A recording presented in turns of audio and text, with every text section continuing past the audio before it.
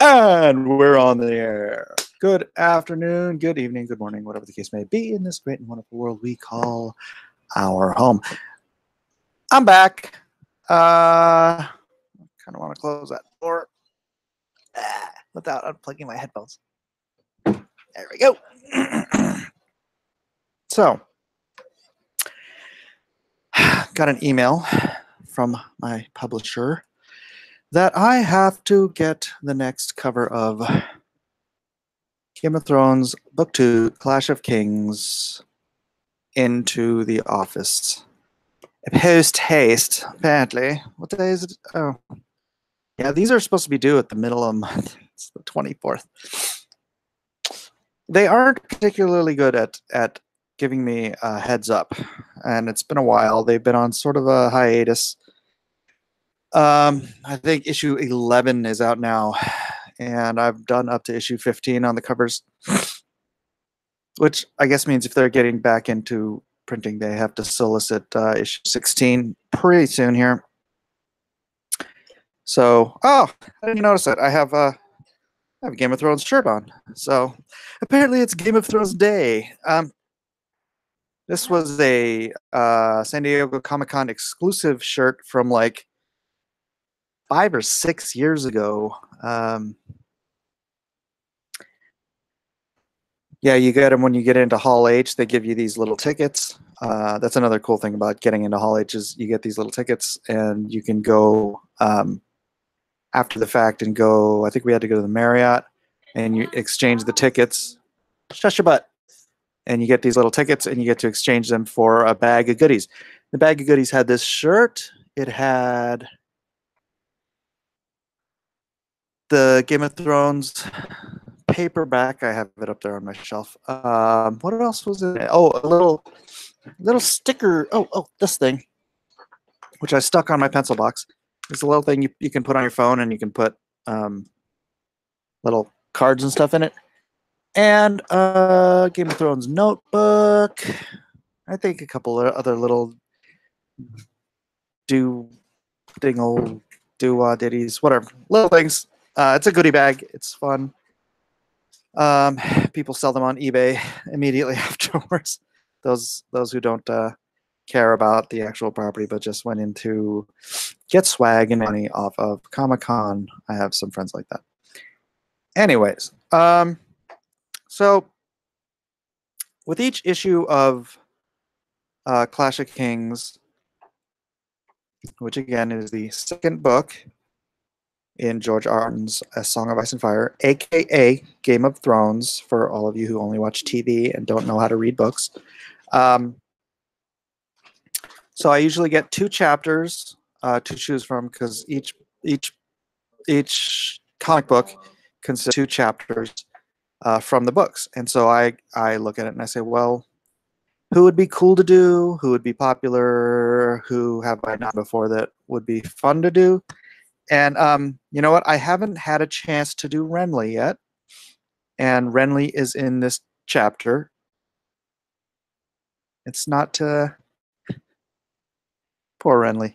If you haven't seen the show or read the books, and you spoilers, Renly doesn't get past this chapter.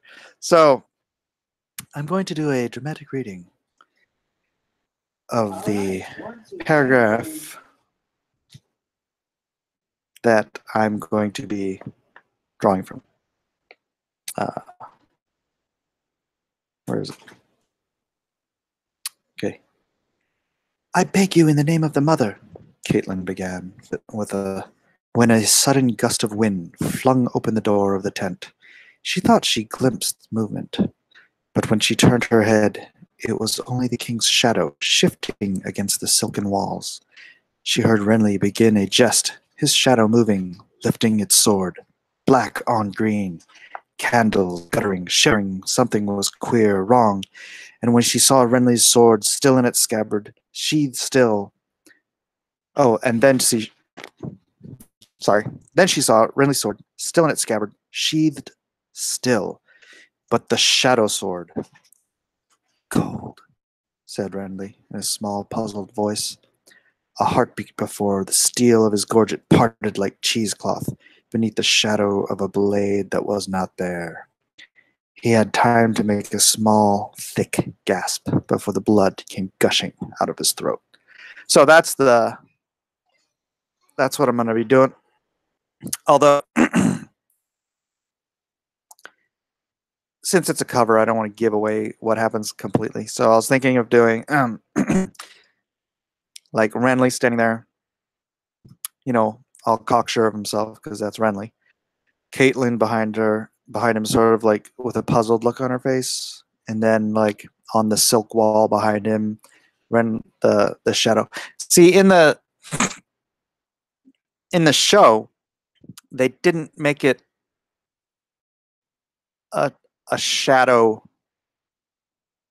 See, the shadow in the book, the way it's described, is more along the lines of Peter Pan's shadow in how it kind of does its own thing, but it's as if there's a person there doing those things, but it's Peter Pan's shadow doing its own things, right? So in the show, rather than having a person who isn't there casting a shadow doing something that he's not doing, or that the person that there's not doing that is doing, they created like this smoky shadow character, and then Brienne said it had the face of which I don't recall because I just read it right there. It's shadow on the wall that was lifting up, and then the sword piercing his gorget. The gorget is the piece of armor that goes around the neck, and it pierced that like cheesecloth. But there was no sword there. There was no shadow sword there. There was only this coming apart, and then a shadow being cast from a sword that wasn't there. So I'm going to do it the way it is in the book, not the way it is in the show, because I always do it the way it is in the book. And there's only 8 viewers here. This is curious. Is no one of my fans interested in Game of Thrones stuff? Let's see.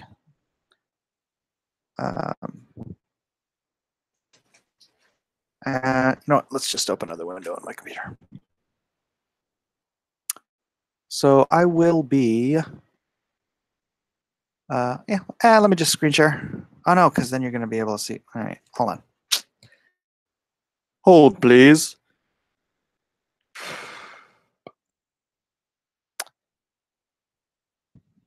Come on, open. All righty. So to YouTubes, to the Blacklist universe. Fortnite Ragnarok finishing. I deleted that one. Game of Thrones. And chat. Top chat. Swag is great. Where is everyone? Where is everyone? Is somebody else doing a live stream right now? Is like Ethan or someone? Lone Star Squadron number 20 reporting for duty. Right on, Keegan. Love the books. A whole lot more than his TV show. Joseph Chan, Mike should really turn his channel into a comic book mix with Game of Thrones channel, sort of like how Ethan is Star Wars comic book channel. Yeah, I love talking Game of Thrones. It's, I'll sit there for hours talking to fans at conventions of Game of Thrones stuff, but it's like it's almost seems to be something they only focus on during the season. Oh, Mitch and Umbrella are currently on. Tug is live now. Wow, everybody's on, huh? Tug, the Umbrella guy. Gary too.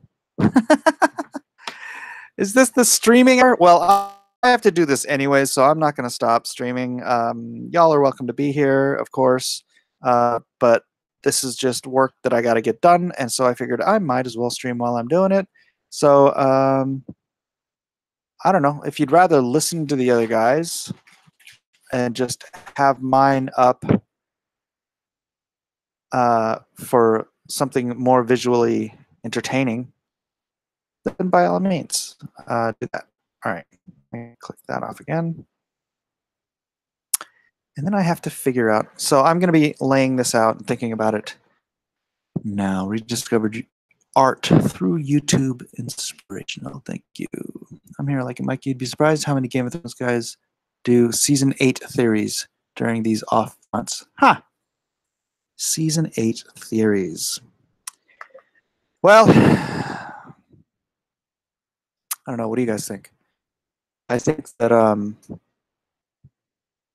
based on the visuals and no, turn it down. On no actual information, inside information that I have, because I have none. Insider information with me. I think that Tyrion struck a deal with Cersei that he's going to kill Jon. So that's my theory, just because of the way Jon looked, or the way Tyrion looked. Oh, this is the wrong size. All right. The way Tyrion looked at the end of the last season when Jon went into the cabin with Dany. I think that's the way he got Cersei to, make her promise, which of course she lied about, but that's because that's Cersei.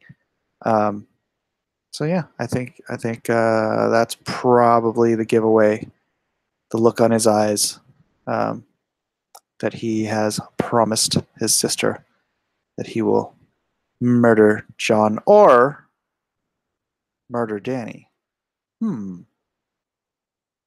Jon or Dany. Let's see. Let's give Cocksure here. They fired another new sales.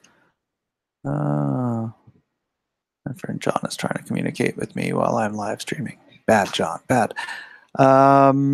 More drawing niceness with Sensei Miller-san. The show tends to screws the Dany character up from the start. Yeah, before this last season when Dany actually got off of her butt, I used to make the joke that, hey, they can throw his toy Dany out of her box, because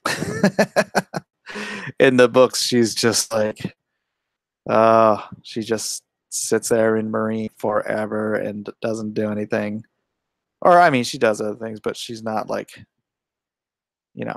she's not doing what we all are wanting her to do, which is, get back to Westeros and start up another war. But I'm really looking forward to seeing how it comes off in the book, more so than in the show. I'm really more looking forward to Winds of Winter, the book, than I am to the final season. I really did like reading the books first, and I'm kind of bummed that, we didn't get that. We didn't get that. Sorry, my brain starts to go fart. She says, yes, in the books, and the show has her raped. Yeah, I know. I hate that. And I have a cover that I did. I also sell as a print of Dany, with tears in her eyes, and Drogon, Drogo standing behind her, like on their wedding night. Because it is really a, sort of a sweet scene in the books where he's just, absolutely sweet to her and kind and just waits until she acquiesces to their vows. And then, in the show, it's just like she's in tears and staring at her eggs and crying and stuff. Oh, what the heck happened? I agree with Mike about the books. Thank you. All right, let's see. What do you guys? It's a good kind of a pick of. See, in the books, Renly. So okay, Renly is this pencil thin, fop.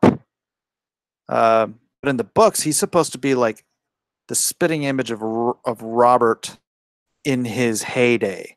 and Robert was a man. Robert was like huge, and I think they could have cast freaking Jason Momoa as Robert in his heyday. So that's the way Renly should have looked in the book, but instead they made him look like a little, little fop or a soy boy. Renly the soy boy. I don't know. I think they're playing up the gay a little more than it's really not even confirmed in the books. It's more implied in the books because there's no Renly perspective. I don't. For those who have the books are all written from unique perspectives. So like in Clash of Kings, right? You've got all of the chapters are like first person perspective, or maybe it's third person perspective, but from the perspective of a particular character. So you've got Arya, you've got Tyrion, you've got Bran, Arya again, Jon, Caitlyn, Tyrion, etc., etc., etc. Right. So in the first book or two, and this is genius about George's work. In the first book or two, he's like, you know, and much more so than in the shows, you hate Jaime Lannister. Jaime Lannister is the worst person on the face of, Westeros. And you just absolutely despise him. And then, like in book 3, I think, George is telling the story from Jaime's perspective. And by the end of that book, you love this guy. You are rooting for Jaime Lannister. And so, and he does that. I mean, the Hound doesn't have like his own perspectives, but you kind of got that feeling with the Hound in the show, where you start off with him being this terrifying creature who haunts Sansa's existence, right? But then when he's with Arya, you see this wounded, man-child sort of a thing where this seems like a kind of a boring layout. The show has, in my opinion, an awful game. I'm not going to say that out loud. My kids are in the room. So yeah. Slurp. But yeah, so you got a taste of that, and the way George can turn a person's love or hate for a character based on the information and the perspective of the person telling the tale. And he does it really well with Jaime in the books. Like, oh gosh, who else do you like change your love and hate for? I think Theon. Yeah, he does a similar thing with Theon. But it's funny, in the books, you don't know it's Theon. You have to kind of figure it out. Like, you know how in the show, obviously you can tell who it is because you can see the actor's face. But when he becomes Reek in the books, in the book, you suddenly get. So you haven't seen Theon for a while, right? Last you heard he was like captured or whatever.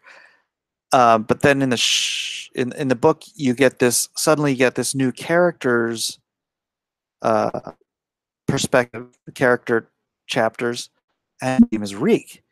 And it's like, I don't remember. I don't think even in the first chapter you figure out that Reek is Theon. He's just adopted the personality and of Reek because what's his face has him. What's the bastard? Bolton, Bruce Bolton's bastard. I can't remember his name. Drawing a blank. The his manhood. Uh, that was so brutal. Gosh darn it, I don't know if I like this layout. It's kind of boring. I mean, I want the scene to be kind of boring, but I don't want it to be this boring. I don't know. I'm going to start over. Sorry. Ramsey, yes, thank you. Ramsey Bolton. Let's see. Maybe I could do like a full front view. You know what? Let me just do a sketch first. So front view, smirking. Except then he's not looking in the mirror. Maybe I could do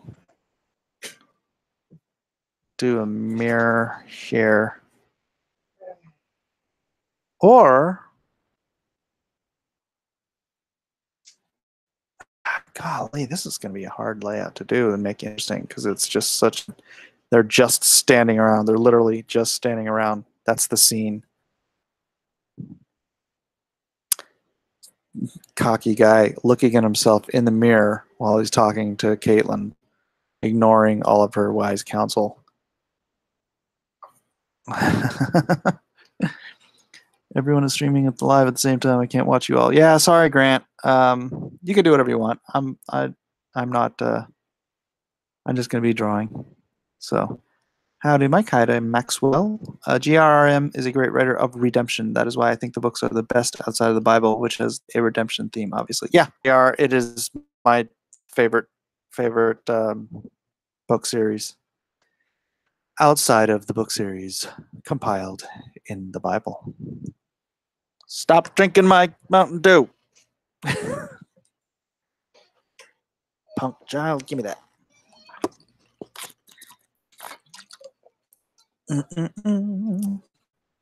Soda, but somebody left a Mountain Dew in my house, so I have to drink it. I have to. Oh, I got to. Oh, baby. I have to. Yeah, so he's being narcissistic. Yeah, I can usually balance the two streams. Well, you can go watch the other, or go listen to the other guys. Watch me draw and erase as I try to figure out this layout. Shoot, what I should have done is done this on a layer. Whoops. All right, let me try this. Let me try this on a layer. Layer. All right. So here, I'll do this all again. Base. Maybe this is a good. Yeah, he's a little more tricky this way. I like it. I like it. Although I do need to make him bigger because I'm gonna be this freaking pencil neck dork they didn't show. No offense to the actor. I'm sure he's a great actor, but compared to who Renly should have been, what he should have looked like, that guy was. Ugh. I think a fop is probably the best descriptor. Now let's do a mirror here. I'm going to do something here. And then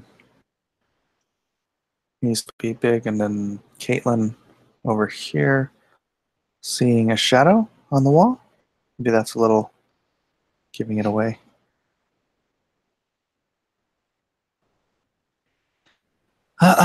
So is an actual cover you're working on, or is it just for practice fun? No, this is the cover number 16 to Clash of Kings, comic book. I believe issue 11 is the latest one they have out. But they have to solicit like I think 3 months ahead of time, and so. Oh yeah, and he's supposed to have a sword here. So actually, I'm just going to have a sword dangling in front of his legs straight down like this. Ah, shoot, I'm going to need to get reference for Renly's sword, figure out what he has. All right, I'm going to beef this up. I'm going to delete this. I'll delete.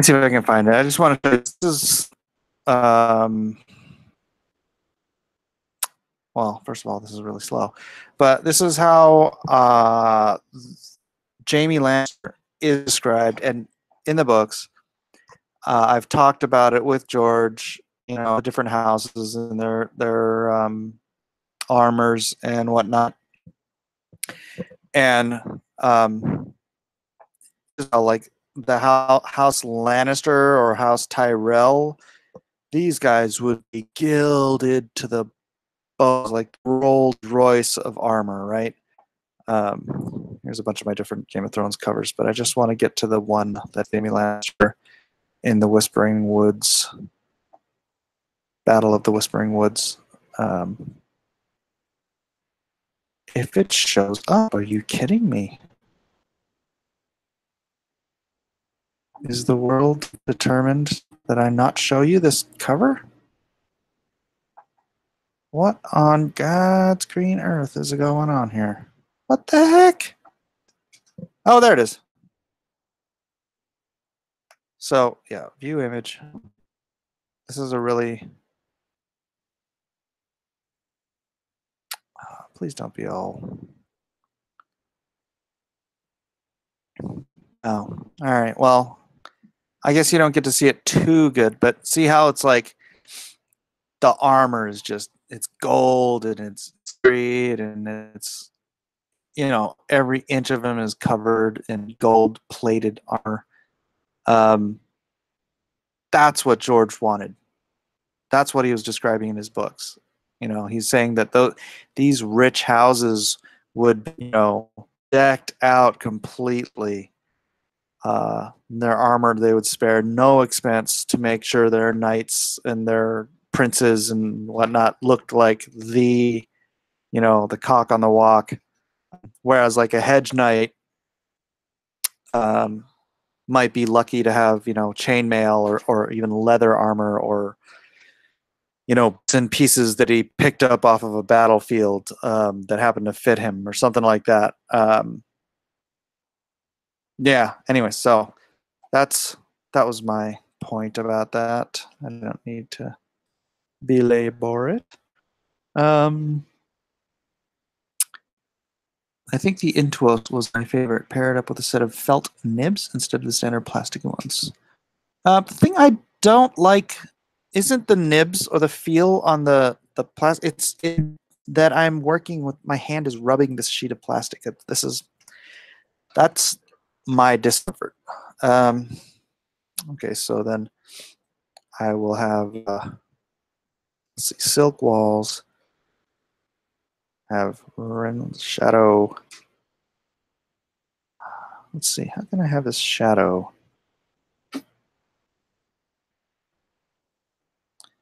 Maybe I'll have his shadow like this. Sword. Shadow sword.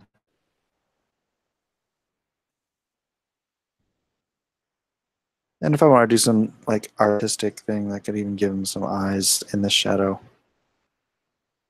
Yeah, something like that. Something like that. You can score a used Wacom or bamboo for $100. Oh, you're talking to each other about this. Yeah, I'm using an Intuos, I think. Yes, Intuos 3. It's on its last legs. The cords don't like working all the time, so I end up having some issues here and there. Let's see. Oh, no. Ever test out the iPad Pro? My brother had an iPad Pro, and he lives by it. By the way, go to Music Car Northwest if you want to check out some of his car designs. He does, again, car audio and video design work. He's an award-winning designer, fabricator, and installer of car audio and video. So why is my screen doing that? Okay, so let's see. He's definitely got his gorget on. I don't think I've seen. I'm going to give him sort of a longer V-necked gorget. See, the gorget protects under the helm. The gorget protects your neck from sword strikes coming, up under your helmet, so that hopefully your head will stay on your shoulders. And then, oh wait, it didn't say scaled armor, did it? Let me see. Oh, here we go. Brienne brought the king's gauntlets and great helm, crowned with the golden antlers that would add 1.5 feet to his height. Renly pulled a lobstered green and gold gauntlet over his left hand, while Brienne knelt to buckle his belt, heavy with the weight of sword and dagger. All right, any other? Monster. Brienne swept his cloak over his shoulders. Ah, so he's wearing his cloak. It was cloth of gold, heavy with crown stag of Baratheon, picked out in flakes of jet.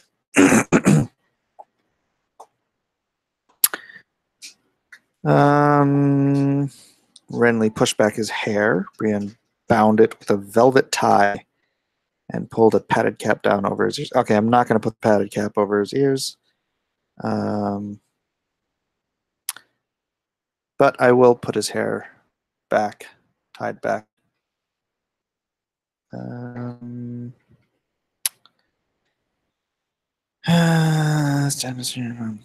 Swept his cloak over his shoulders, 1,000 times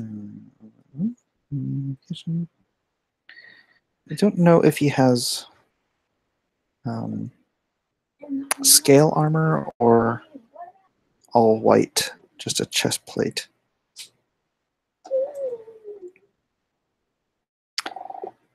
You know what? That might be earlier.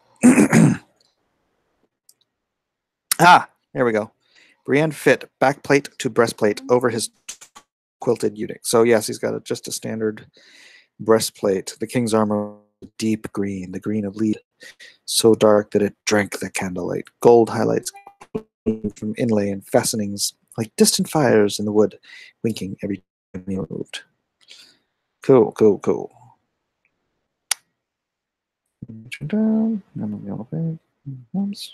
All right, cool.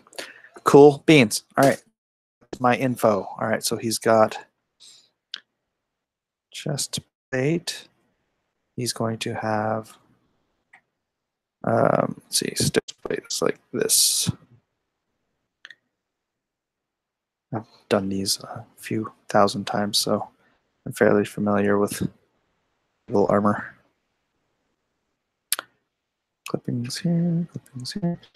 But he's already got his cloak on behind his shoulders. I think he connect his cloak here so it doesn't look like. I don't want it covering up his gorget because that is what splits from the shadow blade. So nice cloak over his shoulders here. Something like this. Something like this as far as meaning goes. So is the particular Bible translation a big deal for Protestants? I always kind of heard that King James was bad and the most accurate was the NASB version. Well, most accurate to what? Every translation has its problems, but every translation gets the gist right. You can get translational errors that, it's still like thou shalt not kill. It still has the same general meaning as thou shalt not murder, which is the word in the original Hebrew, or at least the implication of the word in the original Hebrew. Shalt not kill is a little pithier than thou shalt not murder. But you can go back to the original autograph. The Bible is the most reliable ancient document, or its set of ancient documents in all of antiquity and all of history. If you doubt that to be the case, then feel free to go and look it up for yourself at any secular source you want. That is just, oh darn it, have I been drawing on this layer? I've been drawing on the wrong layer. Dang it. All right, I'll just merge them. Oh, you know, I can do select color range. Blue. Blue. Okay. Create a new layer. Fill it.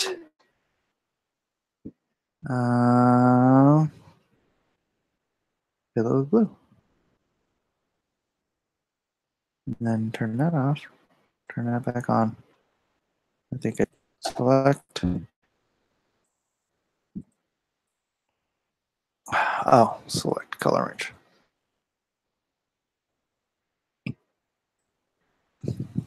Deselect first. Select color range.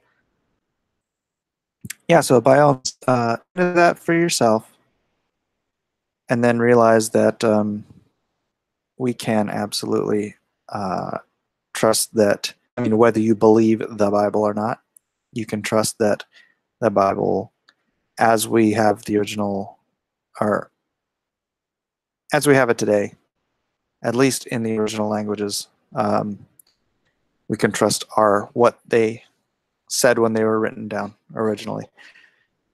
I don't want to go into it. Very long discussion about how the Bible, the scriptures, were translated over time. Bible is great for comparing verses from different translations. Yes. Has this become a Bible study? I mean, I'm fine with that, but I thought we were talking about Game of Thrones. All right, let's see. We're going to give him what kind of pauldrons shall we give Renly? To do something cool. I mean, he's one of these guys who armor ridiculously. And then his cloak would have to go behind. Oh, that means I'm going to lose Caitlin with the cloak. I forgot about that. Yeah.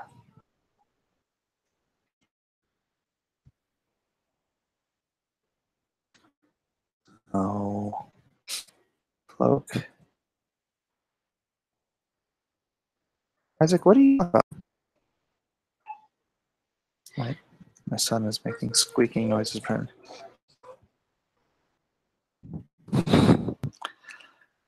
right, let's see. All life is a Bible study. Yes. So let's Umbrella Guy's on, and who else is on? Mitch is on.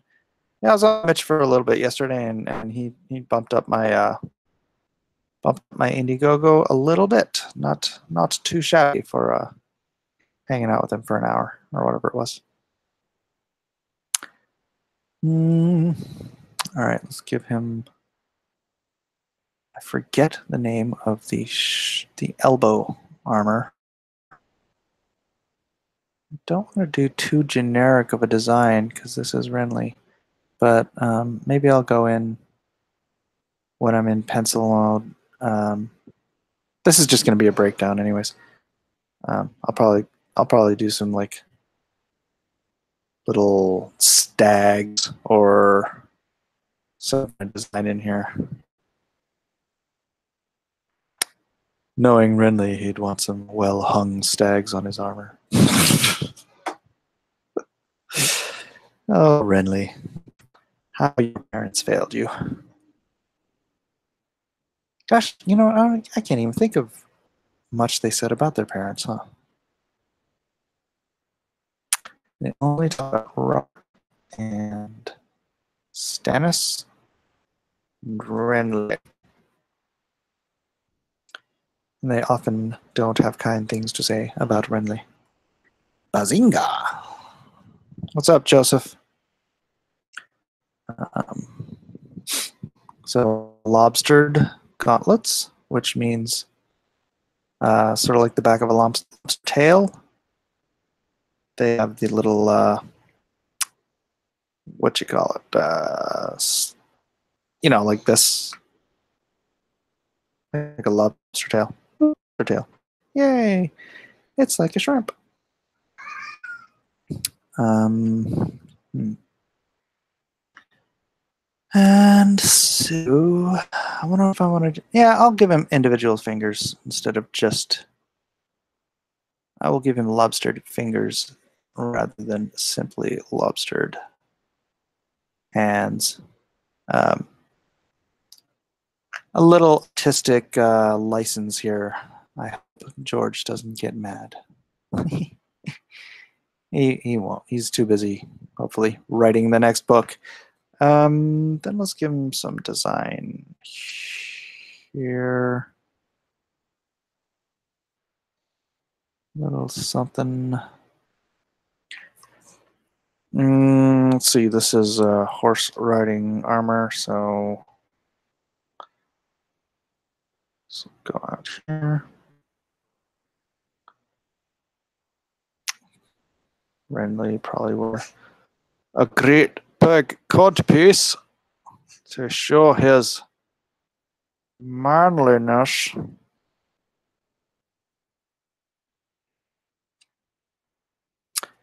And then this, let's give him. Normally I think this stuff through, but man, I am. They want this thing done like tomorrow, so I need to step on it a bit because I take a whole lot of time inking these things. These bad boys take a while to ink.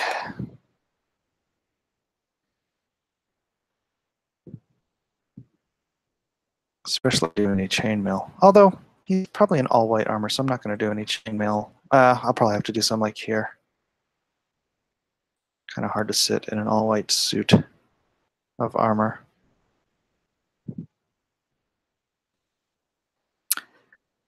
I'm of the mind that direct and accurate knowledge of the region, history, and culture that produced it is paramount. This is absolutely true.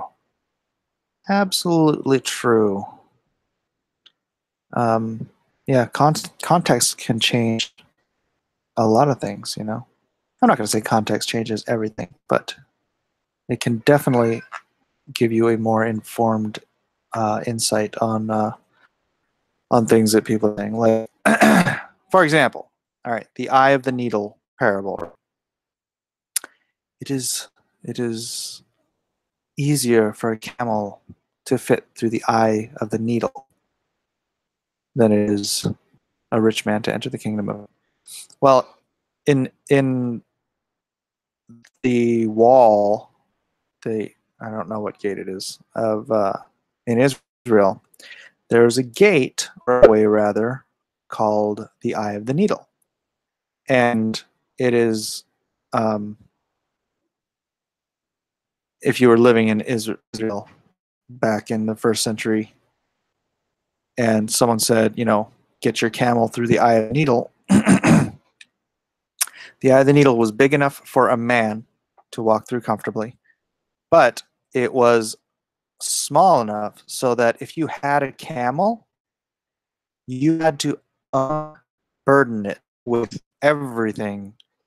So like if it had, you know, because you know you carry your house when you're traveling, you carry everything you own on your camel. So, but in order to get a camel through the eye of the needle, you had to take every single thing off of it, and that camel has to get down on its knees to crawl through the eye of the needle. And so when you look at that historical perspective on that saying, it changes the dynamic of what it's saying. It's not saying, it doesn't change the meaning that it is, you know, difficult for men to enter the kingdom of heaven. It is just, it changes the dynamic to mean something far greater. It means that all that stuff that you carry with you, that you burden yourself with, you have to shed all of that stuff, and you have to get on your knees before God to enter the kingdom of heaven. And you can do it, metaphorically. You cannot, you have to make sure that you own your things and that your things don't own you, I guess, is a simplistic way of saying it. But yeah, people without the historical context miss what that means a great deal. In like kind, I think that when Jesus says, if someone slaps you on the side of your face, no, if slaps you on the right side of your face, offer them the left cheek also. If they slap you on the left cheek, offer them your right cheek, offer them your left cheek also. Because people generally strike with their right hand, correct? If you're slapping another man on his right cheek, what are you doing? Let's hear some answers from the peanut gallery. What are you doing when you slap someone on the right cheek with your right hand?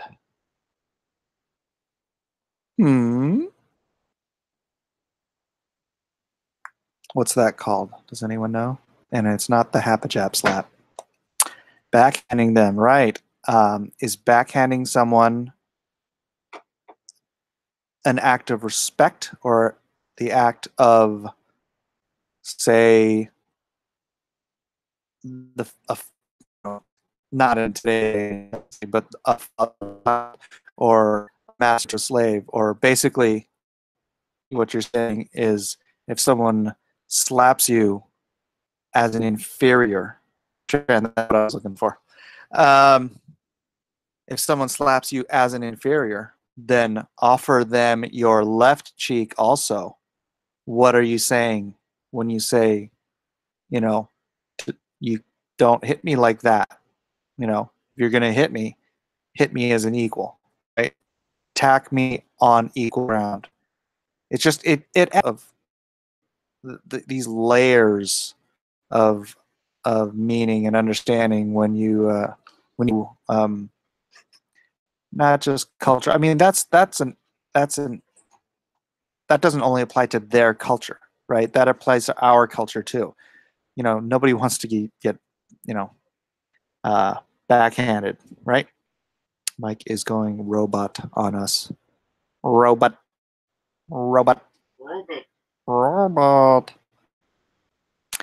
Yes, backslap equals patronizing.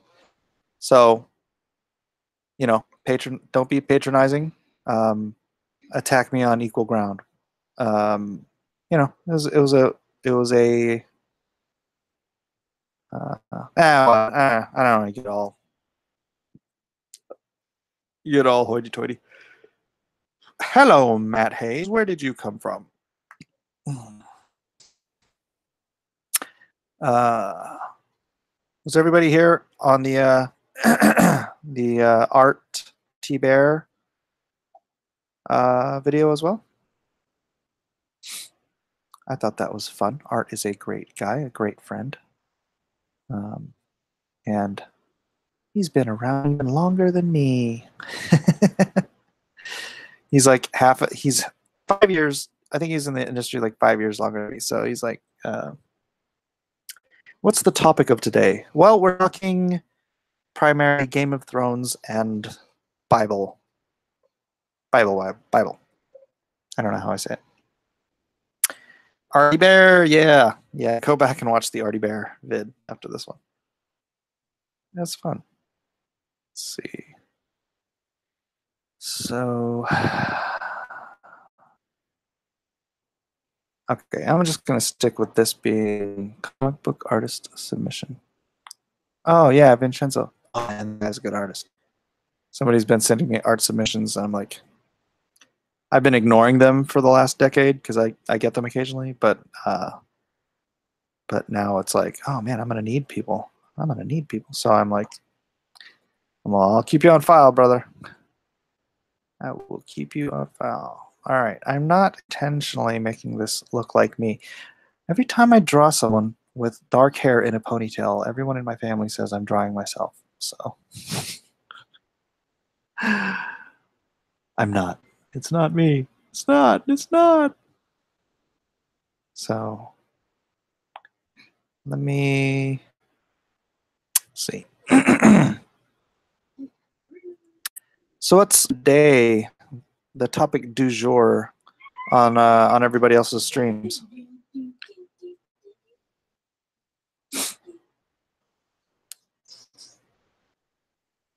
Oh, what was that? Someone is bullying me. Oh, please.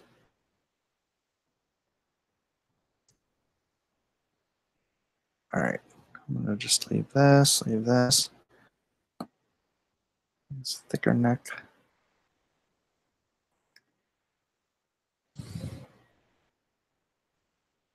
James Gunn and drawing. Drawing? Are other people drawing? Oh, Mitch is probably drawing, right? Let's see. Let's do like a little stag pins here. Mitch is drawing Cyberfrog for his 100,000 poster giveaway, and Gary is drawing. All right, cool. Right on. Yeah, wow. Mitch got to 100 grand. That's wow. That is insanity. I hope to someday be in that position. Not it's. I honestly don't think it's going to happen with this Indiegogo. I will be happy if we get to 50 grand. By the time it's done, I'll be ecstatic actually if I get to 50 grand by the time it's done. Even though that's not my ultimate goal, it will still be enough to prove that this is a viable way to go, and it will get me through. It'll save my house. It'll get me through until I get to launch the next one. Uh-oh, somebody refunded. I hope they're refunding in order to upgrade. Let's see, brush. I haven't been on Tug streams for a while. I'm just tired of focusing on negative stuff like gun, how love Comicscape is a new beginning, instills me with hope and motivates me. Yeah. Yeah. I mean, hope is what brought me in. Hope is what got me started on this entire journey 2 years ago. I started taking all of my old creations and started writing them into a similar universe where they fit. Not where they didn't, but it was hope. When Donald Trump got elected, I had this shower of hope falling upon me that, you know what, something can be done. Something can, happen now. It's like, and a lot of people felt it, and a lot of people started making plans for the future. I know the largest comic book store owner in the country. Oh, no, I'm sorry, not in the country, in the county. And he had told me before the election, he's like, if Hillary gets elected, I'm going to close all but 2 of my stores. And I'm like, wow, this guy's been in business for decades. And Trump got elected, and I think he opened 2 additional stores. So, yeah, I mean, it makes a big difference, if you've got a president that's pro country, pro business, and wants to grow the economy. It's like, people feel that, and maybe not everyone in the entire nation is getting a raise today, but we're going to raise, rising tide lifts all boats. And so one after another, we are going to make life better for everyone in America. Making America great again. Yay. Why would he close his stores? Because because when you have an anti-business administration, it kind of filters down to like, oh my gosh. So we live in California, and it's bad enough the way it is in California with taxes and anti-store or anti-business regulations and all this stuff. Oops. And so, yeah, he just didn't see the economy growing. So he was going to constrict his efforts. And, you know, it's like if you have 9 stores, you are putting in a ton of effort to maintain those stores. And if the economy isn't growing, then the amount of effort you're putting in is not going to be commensurate with the amount of profit you're bringing in. So really, you're just kind of chasing your own tail at that point. The Silver Fox is in the house. What's up, Edwin? Have a safe drive home on that very slow highway of yours. It's Hawaiian speed. The voice of Comic Shade. Hello, everyone. I just wanted to welcome you to the Not Aloha Hour with Mike Miller and not Edwin Boyette. So, I don't know if that's Edwin impersonation, but Cali is so expensive. All friends are getting out. Yes, I've been contemplating it myself, but we'll see. I'm really scared to live somewhere with actual weather because I love living in San Diego, where all we have is, you know, a few hot weeks and then nothing but perfect weather all week or all year. Occasionally it rains. Once in a while it rains. This is a terrible face, but no, that's a terrible face. What am I going to do with that? I'm going to delete it. So, goodbye, head. This chat seemed too cool. We're all about the chill here. So, any other Game of Thrones related questions? I can give my opinions, my thoughts, my musings on a topic which I am fairly familiar with. I love Cali. Yeah, the rest of the country, not just the rest. I mean, even the rest of California. I mean, it doesn't suck compared to the rest of the country, but compared to San Diego, even the rest of California sucks. Compared to the rest of the country, it's great, but San Diego is so incredibly mellow. Like weather-wise, it's like, yeah.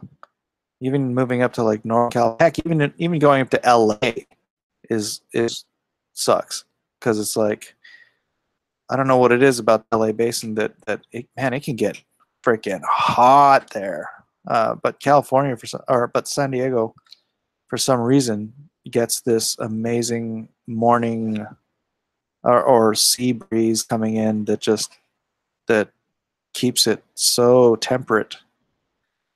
It is hard to leave. I mean, even with the insanity of our socialist governor and our freaking moronic voter base, who actually voted to limit our drinking or our water usage to 55 gallons a day per person in a household.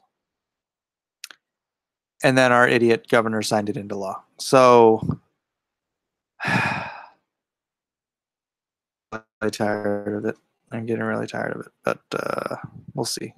I'm really hoping that California is broken up into 3 states. I'm not counting on it, and I'm not expecting it to pass. But boy, if it does, I'm going to be so stoked because that'll mean I can see California, but it won't be California anymore. It'll be California, and we have a chance to elect, you know, Republicans or heck libertarians, something other than the freaking insane socialists that run this state. It's madhouse. It's a madhouse. Okay, that's a base. 55 gallons. How do you fill your pools? Yeah, right. I live in LA. Yeah, a lot of stupid people. Not just a lot of stupid. The people in California in general, and I mean, I know a lot of wonderful people in California. I do. But in general, very selfish, self-absorbed people. Like, compare that to like living in the South or Texas, right? I mean, I moved to Texas, didn't know a soul. I mean, there was some people there from the game company that I was going to get to know, but I pull up in a moving truck in a U-Haul and into an apartment complex, and my neighbors, whom I never met before, came outside to help me move, to help me. I'm like, what the heck is wrong with these people? I had never been anywhere where total strangers voluntarily help you unload a moving truck. It's like you have to pay people in California to do that kind of thing. Yeah, people in Texas are incredibly friendly and incredibly kind. And this was even in Austin. This wasn't like, in Corpus Christi or Galveston or any. This was in the liberal city in Texas, and they were all like that. So I don't know. It's hard for me to leave Long Island, but the average property tax is like $16,000. Can't take it anymore. The property tax in Texas is crazy too. Although the properties themselves are cheaper, they have no state income tax. And so because of the no state income tax, they have to get tax money elsewhere. So they charge for property tax. I'm going to give her sort of a shawl. Maybe I should. Darn, I haven't even thought about what Caitlin should look like, or her hair. She is travel weary. Born and raised in Texas. Mike is right. Yeah. You got to be friendly whenever packing steel. That's right. That's right. Yeah, it's funny. They say like the Wild West was like full of like people getting shot and stuff. No, it wasn't. The murder rate in the Wild West wasn't all that wild. They were very polite because they didn't want to get killed. So there's a lot of truth to that. Property tax in Texas differs county to county, city to city. Well, it's the same there. It's the same everywhere.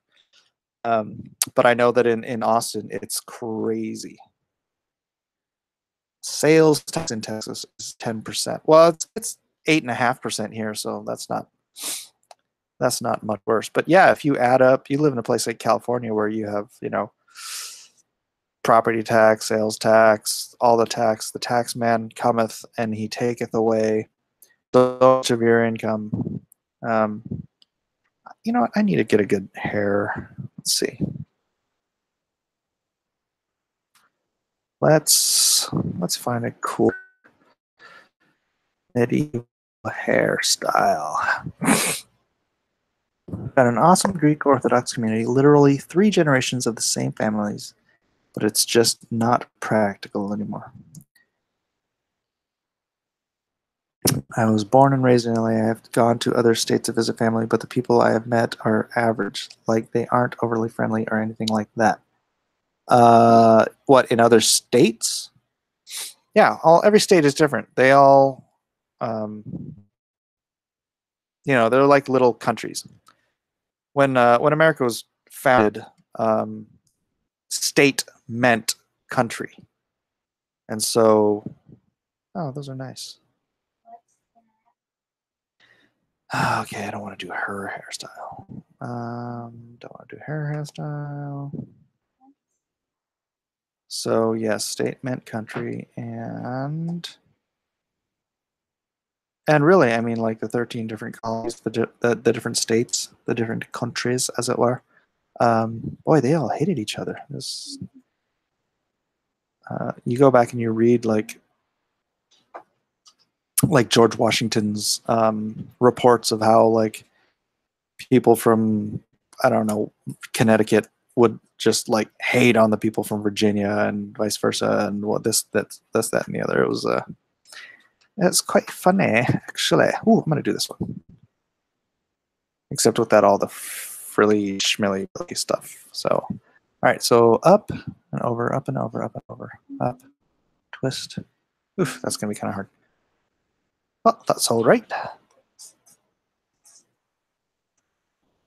Do this, and then I'll just look at it a little better when it's time to do my inks. So this up.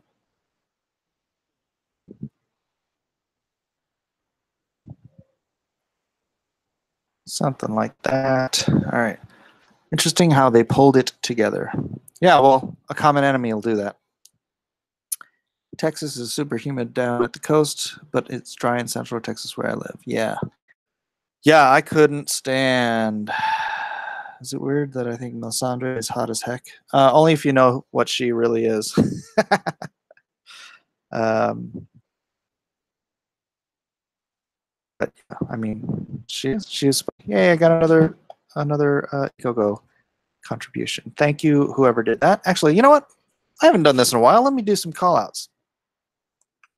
Let me thank some of you fine Indiegogo supporters for what you are doing for the cause. If I can get there. We are at 28,371. Thank you very much. Okay, undisclosed name. Whoa, nice. That's a torso blank cover. Thank you. Also undisclosed name, late bloomer special, same person. Also undisclosed name, Lone Star Squadron membership. That person bumped me up when I was saying, hey, I was like $2 away from 28. I'm like, throw me a ball in here. I just want to get over 28,000. And this person bumped it up by $5. So that was nice of him. But he does not want his name disclosed. Ro Kumar, digital comic version. Thank you very much. Mark Isabel, both covers autographed. Eric D. Nienaltowski, both covers autographed. Eric's a friend of mine. He's sort of my I taught him. I critique his work and what I don't know what the columns. Not a student per se, but he might consider me a mentor. And he has a YouTube channel and stuff. So look him up. Nienaltowski, Nienaltowski. Probably only one Eric Nienaltowski doing artwork in comic books. So check him out. Undisclosed name, cover A. Undisclosed name, cover A. Jonathan Lowry, cover B. Greg S, cover B. Undisclosed name, both covers. Undisclosed name, Lone Star #1. Undisclosed name, John Henderly. You know, I'm just going to skip the undisclosed name. Dwayne Curry, cover A. Charlie Manafee, both covers. Thank you. Christopher Sean Collins, cover A. Michael Delublatz. Wow, that's a tongue twister. Both covers autographed. Smitty, both covers autographed.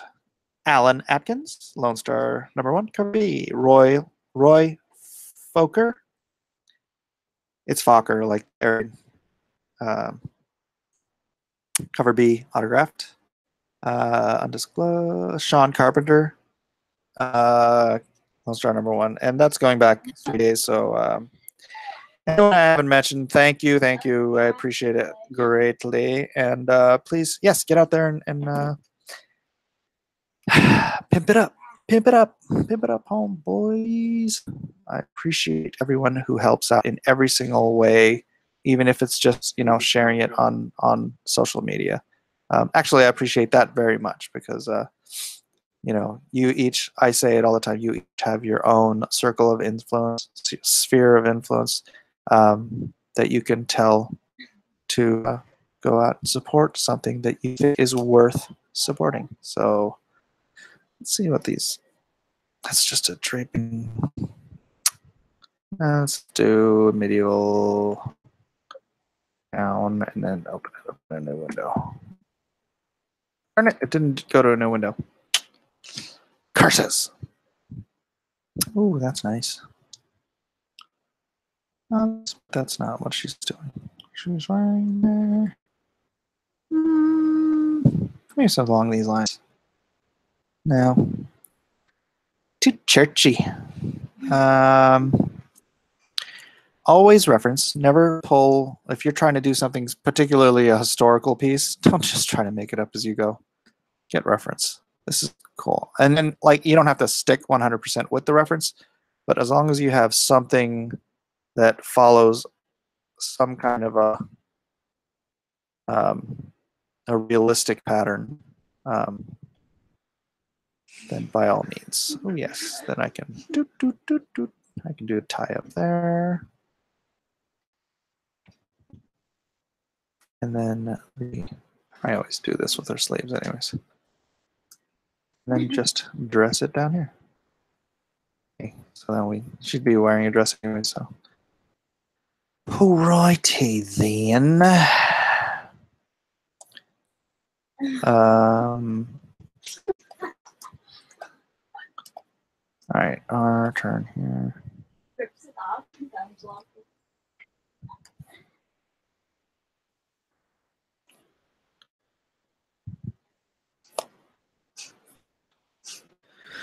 Questions, questions, questions.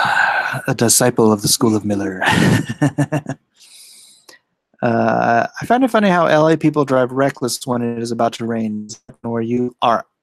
Absolutely. I think every time it starts to rain in San Diego, like every year, there's something like 200 accidents because people here are so clueless about how to drive in the rain. So yes, absolutely. That is a terror. I forgot to give him a belt. In San Diego County, it is yeah, terrible thing to have to deal with. Let's see, tire bolt, bend here and come through. Give him a nice long belt strap, and this comes down here to hold his belt down. Then he should also have dagger side. All right. Cali drivers seem harmless.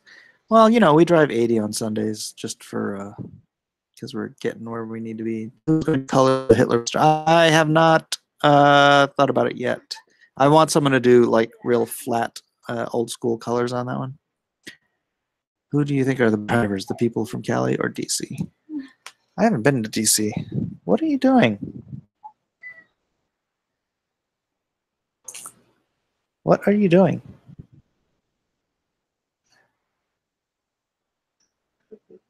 The heck is this guy doing? He's being creeped on everything. Why? Oh no! No. No! Idiot. All right. All right, let's do another layer. Let's save this. Protege. He's my protege. Thank you, Edwin. I don't even know if I would go that far, but that's probably in the right range.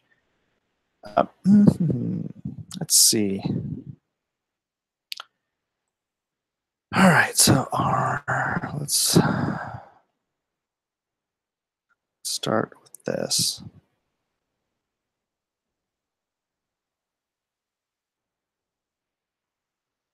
Start here.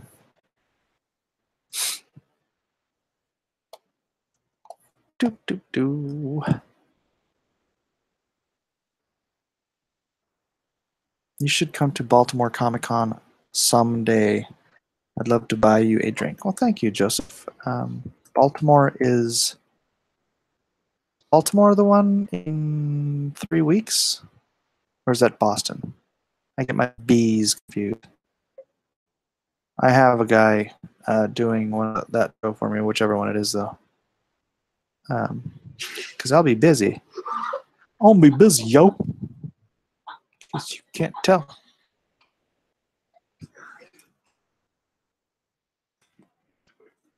Elijah, mommy's calling you. What? Mommy is calling you.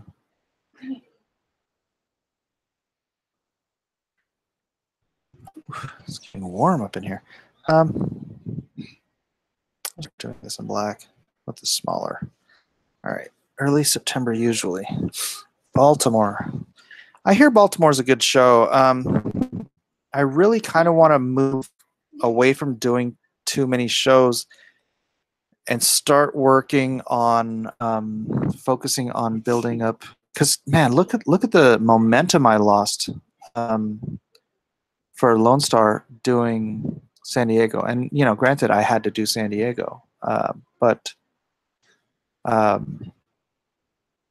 yeah, I think I lost a lot of momentum because I wasn't streaming, and you know, I can't stream at most shows simply because there's no, you know, the internet. If there's even internet access,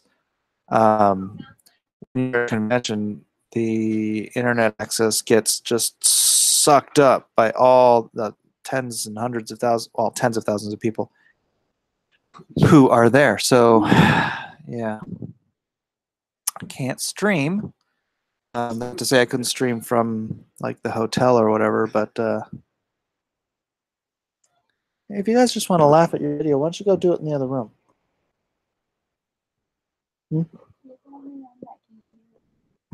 I'm not. Everyone can hear you because you're making so much noise.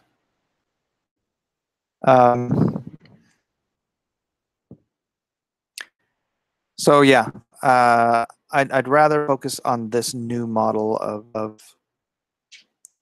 of my career. I'll still do the cons that I'm scheduled to do, but I'm kind of hoping that like next year for San Diego, rather than sitting there trying to, you know, pimp artwork and prints and whatnot, I'll just have a giant Lone Star banner or a giant Blacklist banner with my you know, all my books and stuff. That'd be so rad. I would love it. Don't stream, just record and then upload it when you get me. Yeah, but I mean, that's the thing, is that I'm working at cons. I'm hustling and I'm selling, and nobody wants to just hear me talking to random customers about, you know, Deadpool or whatever. It's there's that cocky smirk. Man, dang it, he's gonna look too much like me. Oh wait, Renly's young. All right, let me see. I think I'm putting too many wrinkles on his face.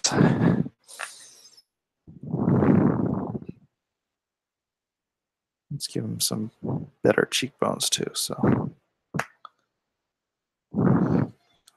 just thinking for a digital subscription. I was thinking that too, Ro. Yeah, I was. That was definitely one of the things on my short list, my to-do list. And that's another thing. There's so much to do, and if I take time out to go to a convention, I just feel like I'm letting all this other stuff slide in order to go make, you know, money for this weekend. And granted, you know, I need to make a living. I need to pay my bills. I need to feed my kids, and conventions. You know, that was like half my income last year.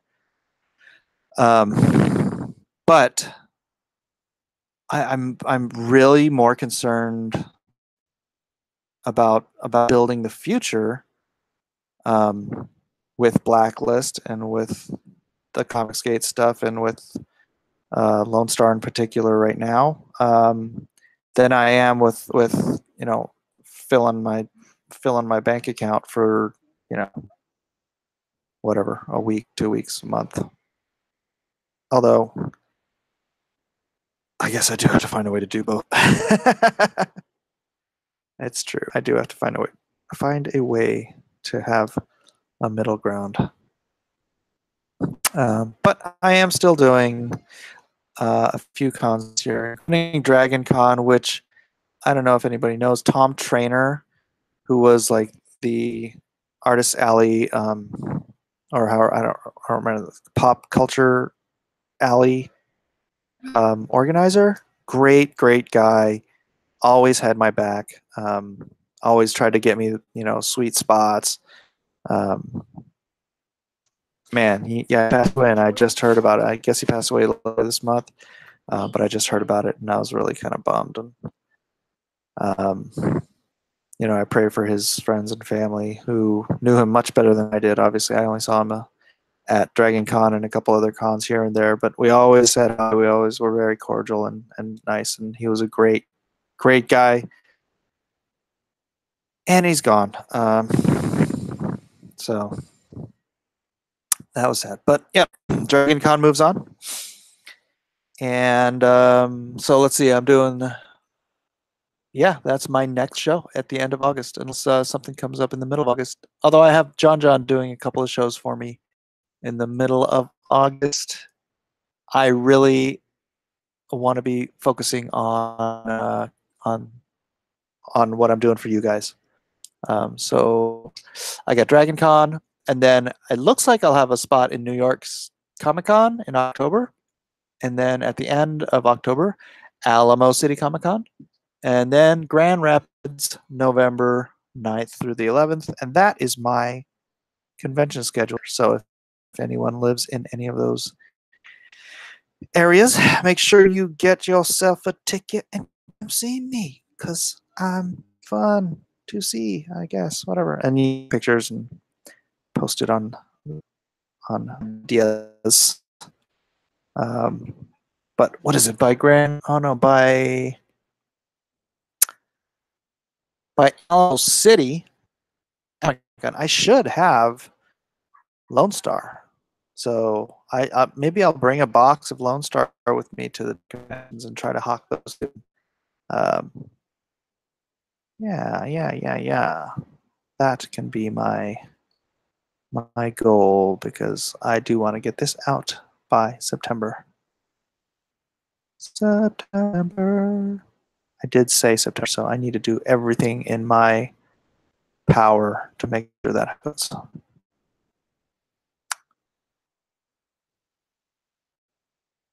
Let's see.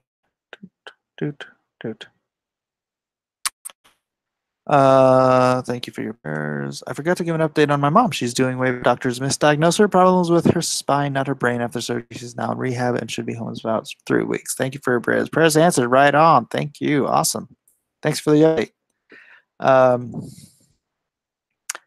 SDCC had a bunch of prints there that isn't on your online store. I'll try. I'll try. Yeah, I don't know what's not there. So message, let me know what I need to add there. Have you thought any more about the Japanese market for Lone Star? I haven't had time to think about the Japanese market. So no, I haven't. Although I am. Oh yeah, I forgot about that. I'm doing Tokyo Comic Con in December. So I guess I should think a little bit about it before I have to deal with that. It would be nice to have my own book ready to sell to the market in Tokyo. That'll be interesting, because every issue of Lone Star that I sell to someone at a convention will be an advertisement for them to buy it in my next Indiegogo. Things I have to think about. There's so much to think about, guys. You don't even realize where. I mean, my head is like everywhere.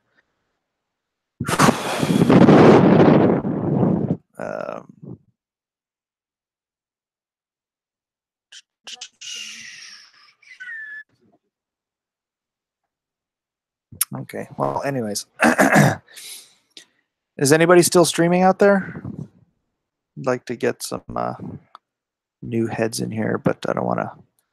Yeah, it's funny. There's so many of us now. It's like we have so many channels and so many options to choose from. That there seems to be like people streaming every hour of the day and don't always have the time to watch them. And you certainly couldn't watch all of them even if you wanted to, because there's so many. I think there's more than 24 hours worth of stream broadcasting and other programming from the Comicsgate Alliance fellows.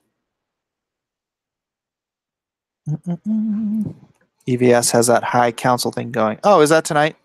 Oh yeah, that's right. That I knew that was tonight. Oh shoot, that reminds me. I have to text JJ. I was gonna go over to JJ's house tonight, but my wife has other plans. So, and this is why I try not to make plans until I know what the heck my wife is doing. Did comics and stuff being worked out? Oh, I'll check that later. Speed project. Cool. JJ.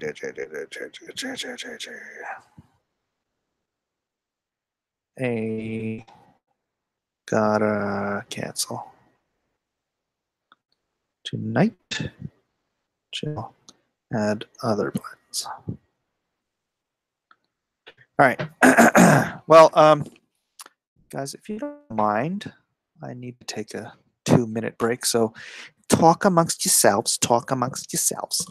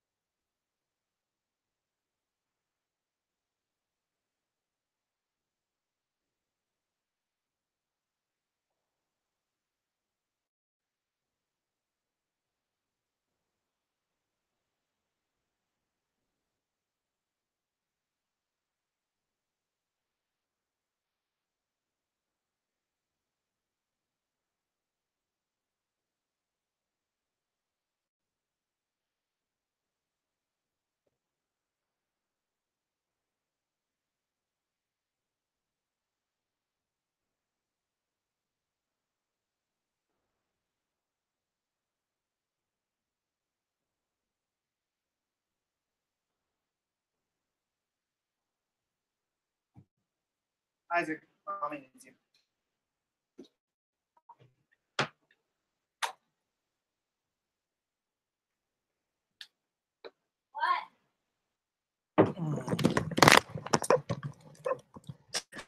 And we're back.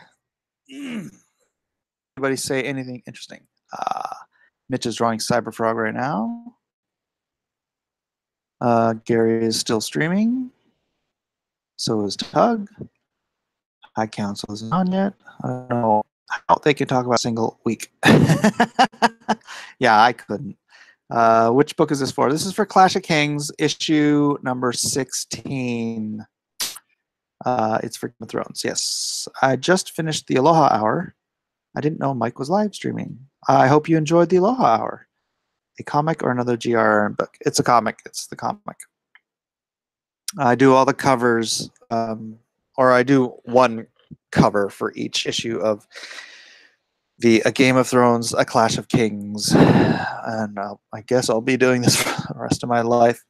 But you know, I love the book, so I don't. It's good though because it's driven a lot of people to Ethan, who has driven a lot of people to Mike, Mitch, etc. Yeah. Tuesday How Council, forget about that one. Also, I'm not sure. Definitely not a comic, perhaps another GRM, but yes, it is definitely a comic. Who's hosting councils? Geeks and Gamers. Cool. Oops, my bad. All right. Yeah, no worries, Joseph. So yes, this, to those who are uninitiated, is Renly Baratheon, brother of King Robert and Stannis, and he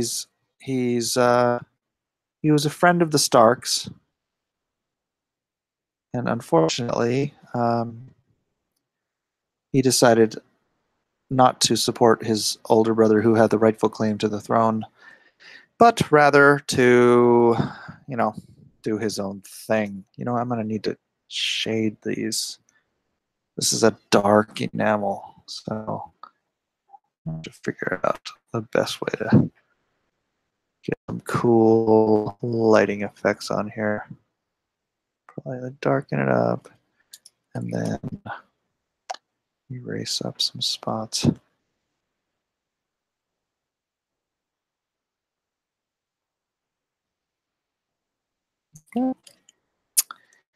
He trips on his shadow. Wow, Gary does sound like Cecil's long lost twin. You're messed up. Gary is yeah, Gary's Cecil's sober twin. Did you like my Cecil impersonation the last the last Aloha hour? Did you get that thing downloaded? No, why?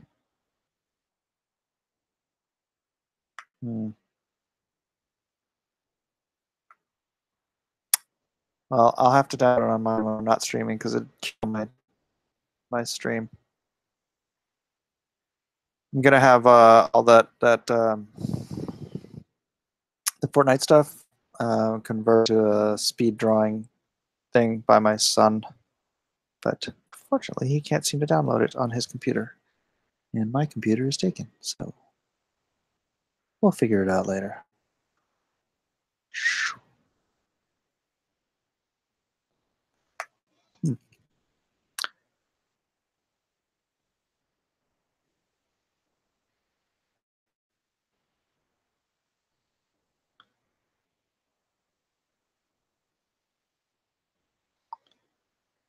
This is Renly Baratheon once again.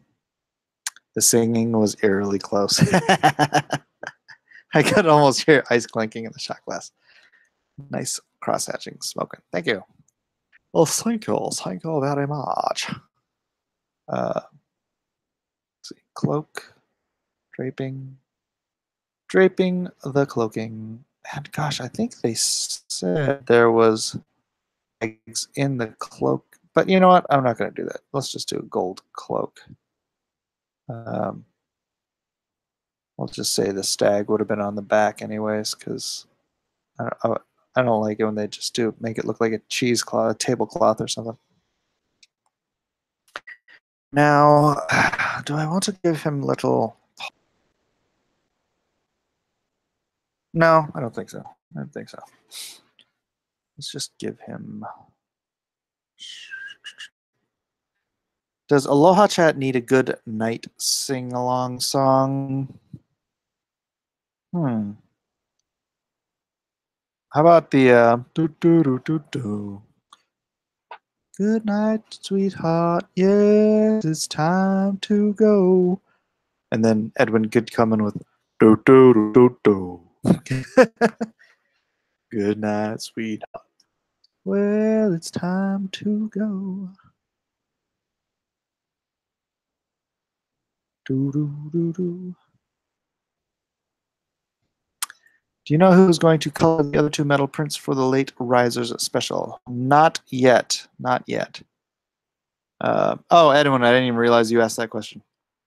What are you using for inputs? A stylus? Avoid using Bristol paper for my own work and stay completely digital. I love Bristol paper. I don't know why you would try to avoid it. I hate being completely digital. I'm not completely digital. I do this. Obviously, I'm not going to go to full rendered pencils on the computer. I go to tight breakdowns, and then I go to Bristol board. I go to Bristol board. I print this out on Bristol board. I clean it up. I tighten stuff up, and then I ink it traditionally on Bristol because I love traditional inks. I don't. Not to say I don't like other people's work. I don't like doing digital inks myself. Frankly, I don't like working digitally myself. I don't like the Wacom tablet. I don't like the feeling on my hand. I want my hand on the paper. But to each his own. Every artist has his own methodologies. Every artist has their own weaknesses, and maybe digital is just my weakness. I don't know. I'm not a fan. I am a fan of being able to hit Control Z and undo something stupid, but and being able to move stuff, there are definitely advantages to working digitally, but in the overall scene of things, is it the scene of things? I think it's the scene of things. The overall scene of things. Yeah, not my favorite. Scene of things. Why does that sound weird to me? Scheme of things. Durr. Scheme of things. Okay, that's why it sounded weird, because it's the wrong word. Righty. All right. Yes, and this is a dark armor, green, forest green enamel, dark like a darkening forest. That's the description. So I'm going to be doing a little more hatching on this armor than I would on a plain steel armor, because Aurelie had his armor nice and enameled. Actually, that's more info. The enameling on his armor, it's not just paint. This is information from like earlier in the book, so this wasn't actually even described in this scene. It's when he goes to the armorer and meets what's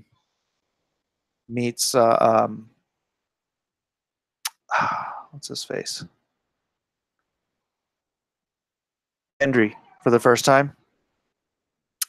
So when he meets Gendry for the first time and he's talking to the armorer, there's a description of how this it's the armorer that did Manly's armor and how he used a special process so that it's not paint. It's actually somehow in the metal. So the metal is green, like it's a green metal rather than an actual paint job. So yeah. So it should look really cool and really rich and deep, but not. Now let's see if I do. Let's do chainmail in the armpit here. So yes, that's a little bit of my nerdiness. Gendry, yes, Gendry. Thank you. Is this after Robert dies? Yes, this is after Robert dies. After the Battle of the Five Kings begins, and well, not begins, but when they're all taking sides. That's why the book is called Clash of Kings. So Gendry, or not Gendry.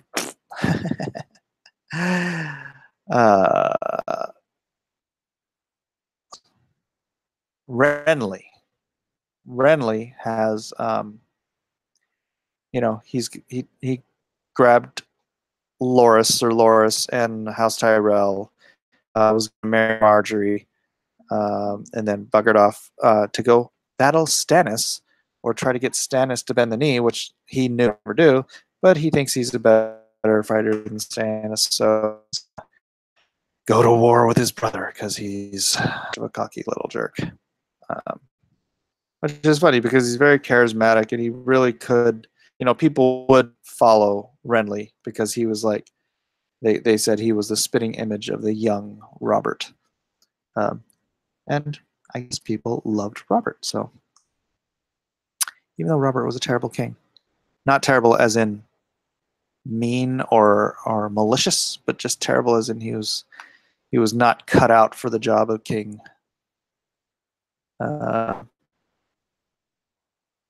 He is more of a fighter than a ruler.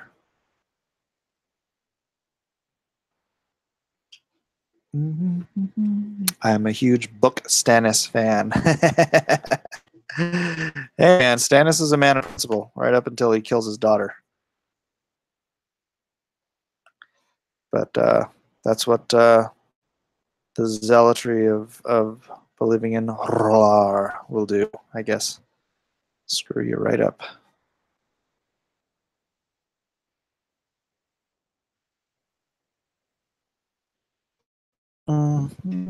Save.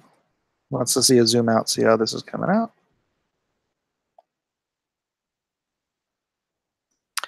That's coming out all right.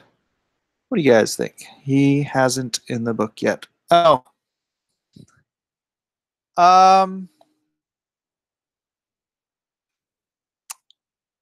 Is that right? Or did he just not do it on screen? Gosh, now I forget. It's like the books in the show starting to merge in my mind. But yeah, I think you're right. I think you're right. I think you're right.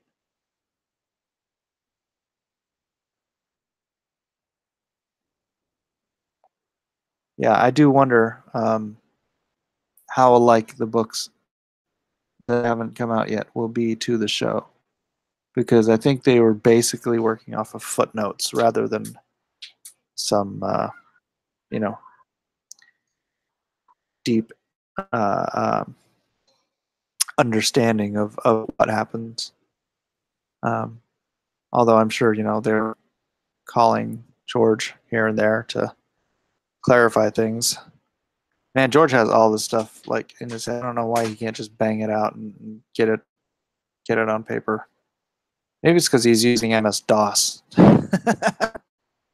It's like, dude, get a computer that helps you write faster or something. I don't know. Surprised he's not writing on an old carriage typewriter.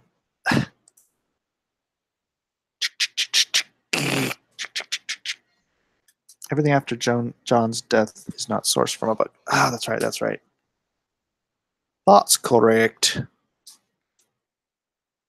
It is sourced from George's notes, though. I just wonder if George is going to change things because of the way the show was. Because it's not written in stone till it's written on paper. Fire and Blood is coming out soon. Fire and Blood. What about when's? Oh, Fire and Blood is that other one, right? I have not been paying attention. Fire and Blood should not exist because he should be working on Winds of Winter. Man, that guy gets distracted. But at least he hasn't been doing conventions, right? He kind of put a kibosh on the conventions until I think until Winds of Winter is done. Oh, the Targaryen history book. Yeah. Yeah, that was probably mostly just in his notes anyways. Silmarillion type stuff. Yeah, I read I read an excerpt from that. I believe it was about Aegon the Conqueror. That was a great little piece.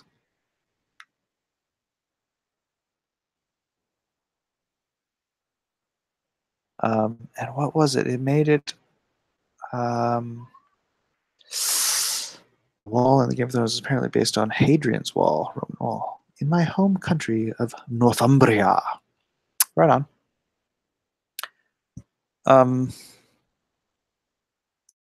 trying to remember who it was. Ended up being the Baratheons. So the Baratheons in that story about Aegon the Conqueror. It turns out the first the progenitor of the Baratheons is a Targaryen.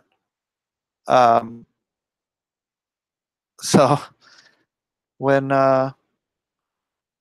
when Robert sat the throne, there was still technically a Targaryen on the throne because he was born of Targaryen lineage. It's interesting stuff. That's something I would read. Definitely. Although I still do wish he would get Winds of Winter done first. The monster behind the wall are therefore Scots. Too funny. It's Scottish. They're Scottish ones. Or they're not it wouldn't be the monsters, it would be the wildlings. The wildlings are the Scots. The monsters are still going to be the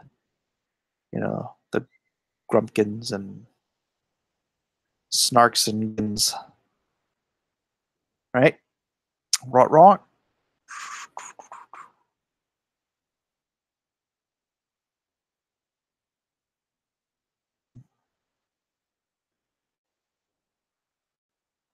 Sorry about the silence.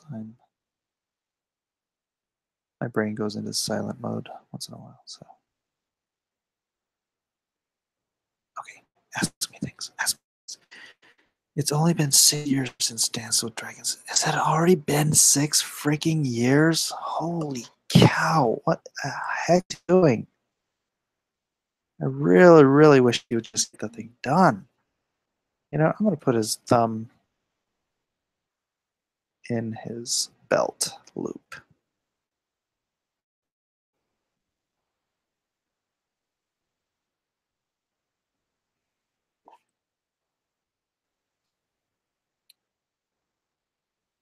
Because I think that makes a little more sense.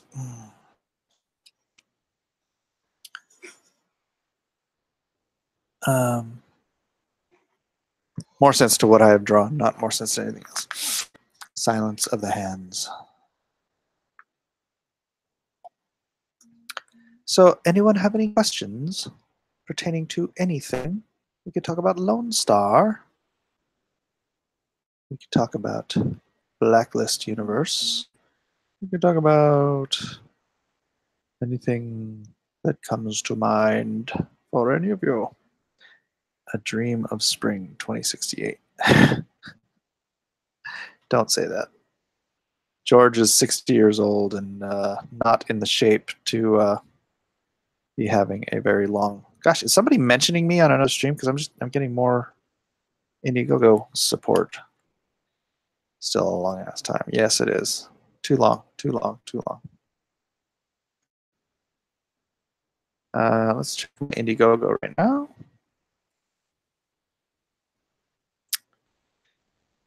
Ooh, I got Edward McCoy, both covers. Thank you very much. And an undisclosed name with Lone Star #1 cover B. Thank you as well, he who will not be named. I did set up a new another advertisement via the YouTubes today, so hopefully that will be generating a few more hits and a few more sales. I am trying to find every possible avenue through which to market this product before the 30 days is up. So if you are genius marketers, let me know. Blacklist Universe, when did you first have an idea for Lone Star? I can't remember that story.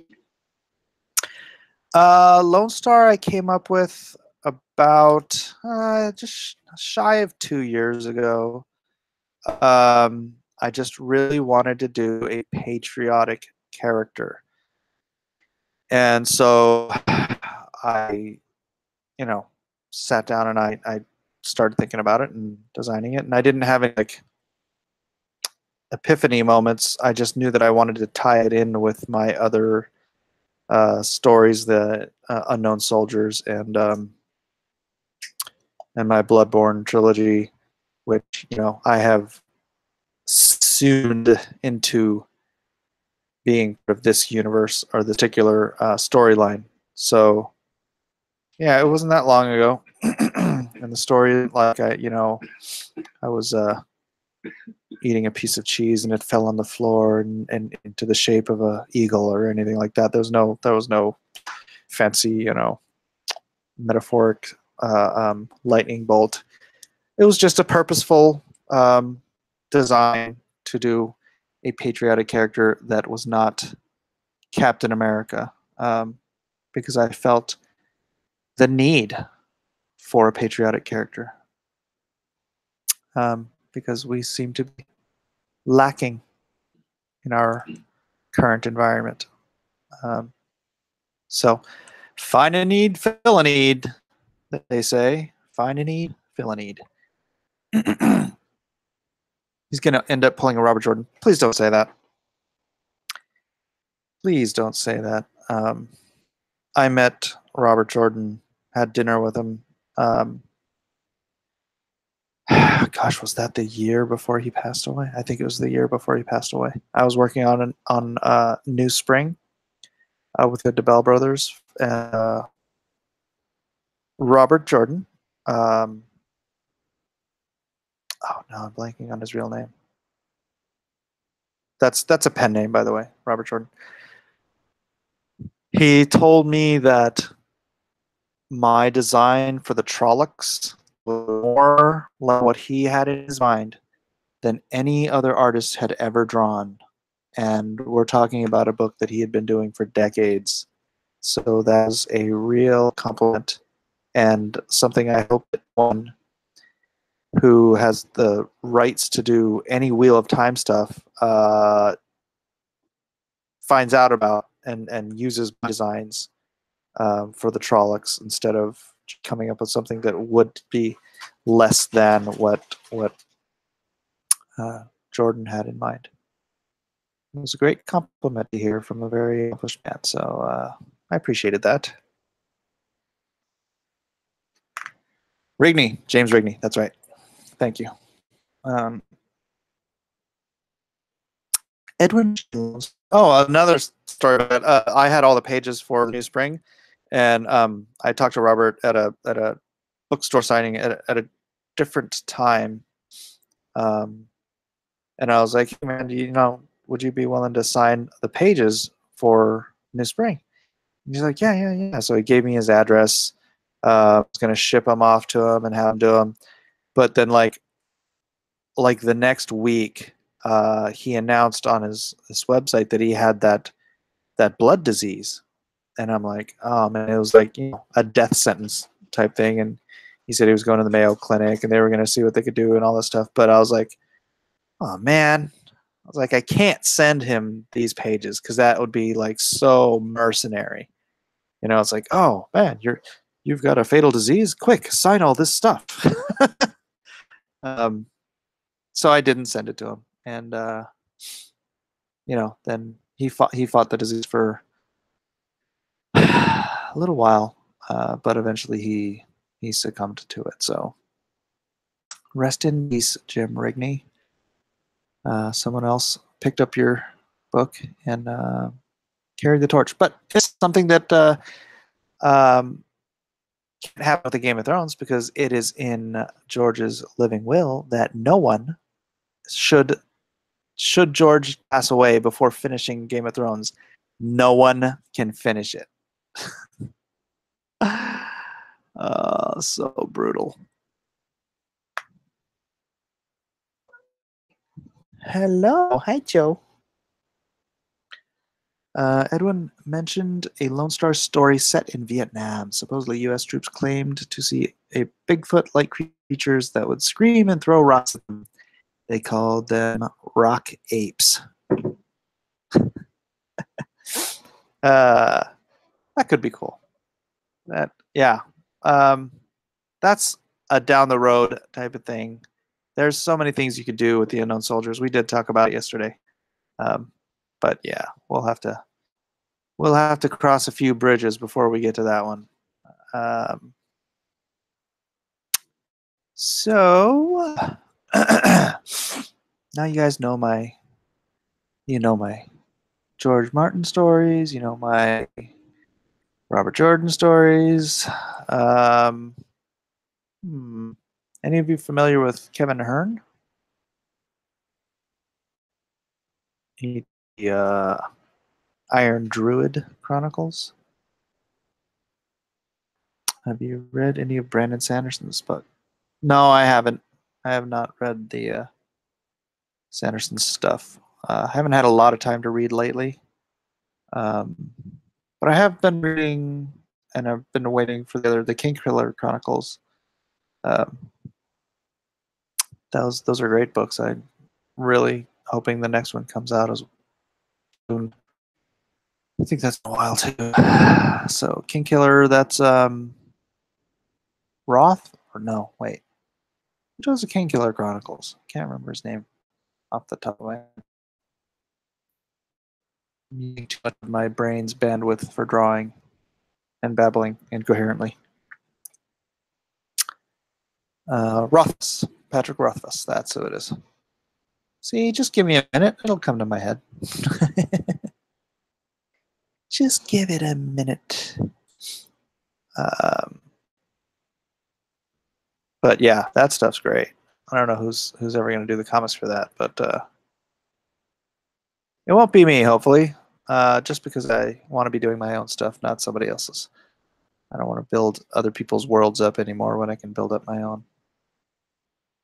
And thanks to you guys, I can. You guys have made it possible for me to fulfill a dream that has been a quarter century in the making. Actually, you know what? More than a quarter century in the making, technically, because a lot of these characters I'm creating for decades. Uh, there's one I have that I created with my friend Matt called Death Wish, which I don't know. I don't know if Matt would want it in the Blacklist universe. But man, that'd be a great character. I was really bummed out in the 90s. They came out with a Death Wish at DC. I can't remember if it was a Vertigo book or what. It was very short lived. But our Death Wish also had a skull for a face, and so when DC's had a skull for a face, I was like,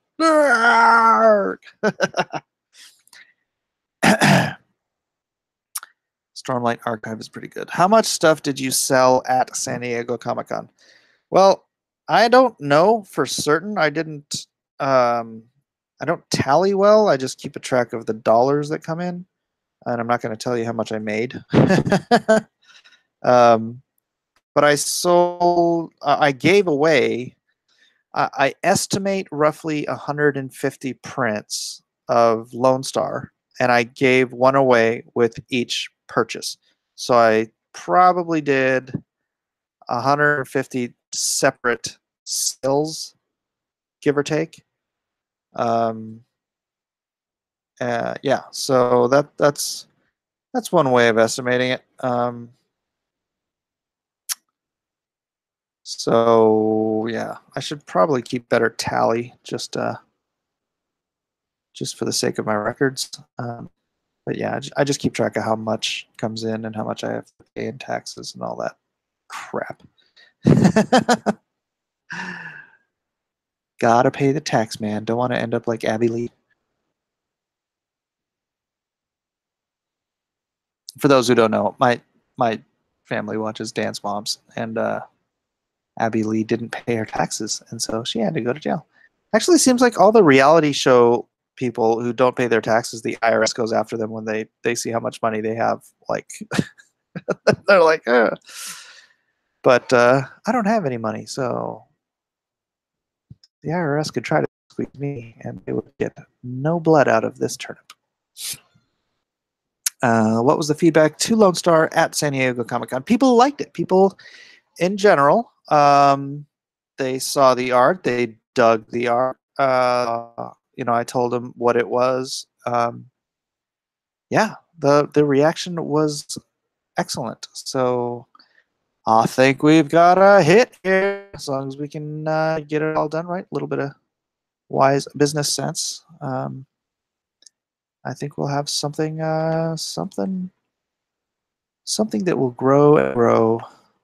We're creating a firm foundation. So yes.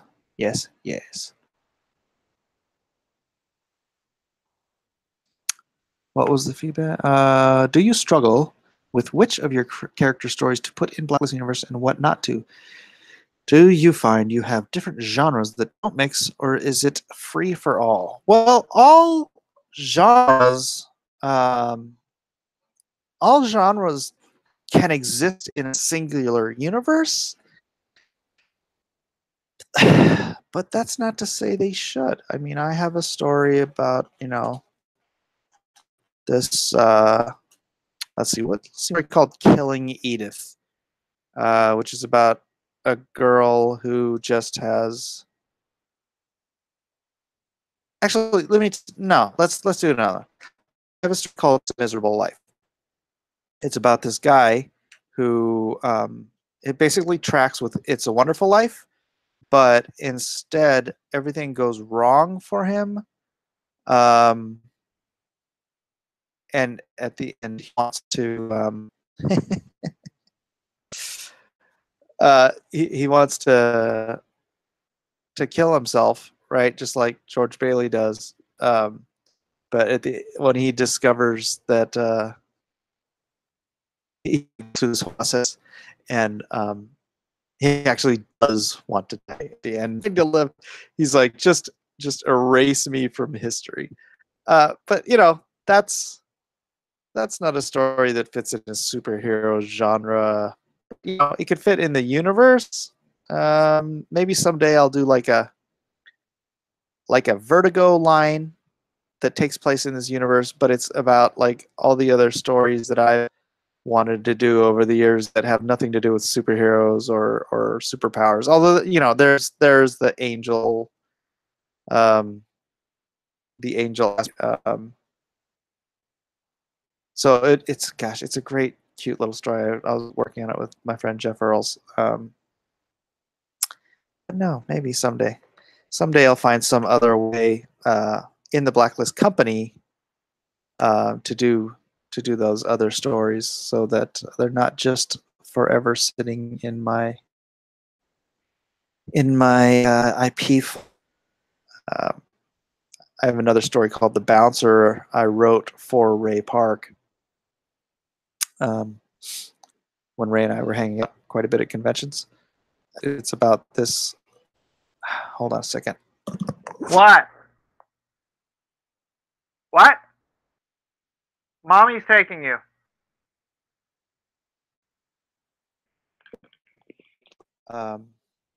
It's about this.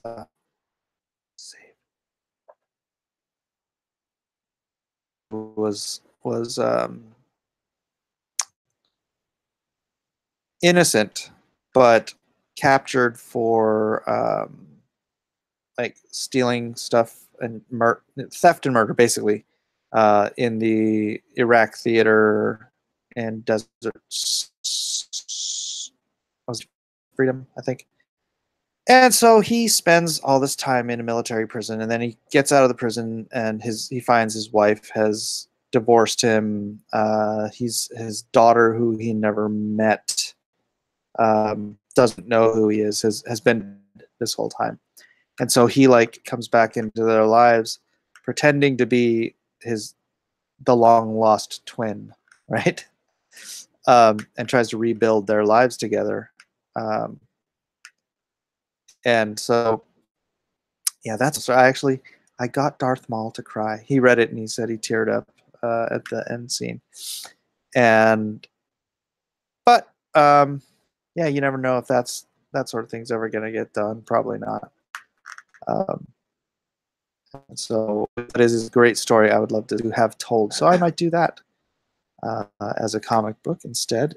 And like I said, put it in the Blacklist universe. Set it in the Blacklist universe, but not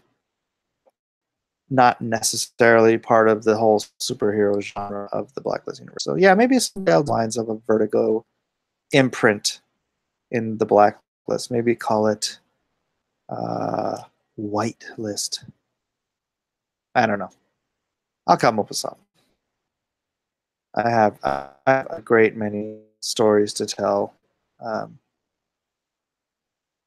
unfortunately, or fortunately or unfortunately, not all of them are going to fit the superheroes or science fiction-y world, however you want to phrase it. That will be Blacklist proper universe stuff. So yeah, kind of like a Vertigo. What was the feeling of the fans at DCC about the state of the comics industry? Well, I gave him my little spiel about how I thought that Avengers was kind of wrapped it up and for a lot of people, and they don't have the exuberance and excitement for the industry anymore, and pretty much everybody agreed with me. So I'm not sure where I even pulled that idea out of, but it seems like it's a idea that a lot of people it struck a true chord with them. So maybe I was just putting into words something that everyone felt organically. So yeah, there is a feeling that that we're over the peak, and there is that. before I read something else I need. What was the big? I already said that. Mike doesn't sell and tell. Did you meet work with any of the artists that work on the Savage Sand? I don't know who's working on that. So hard to say. Hard for me to say. My daughter yelling at my wife.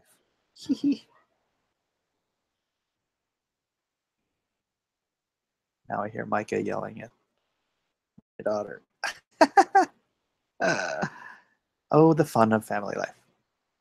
Let's see. I don't even know how many people are watching right now. Let me see. 27 viewers. Yeah, there must be a lot of competition out there right now. This will go up. People can watch it later. A quick stream, truncated version of this as well. Yeah, Elijah, you're supposed to go in with them.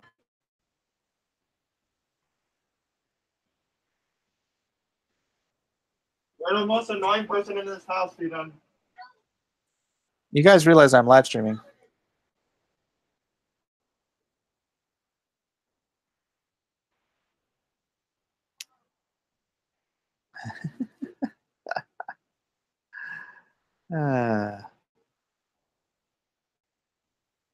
Such is life. Such a life. From the peanut gallery that I can answer. Hold on a second. Hey, Jill, there's cash in the safe. The safe.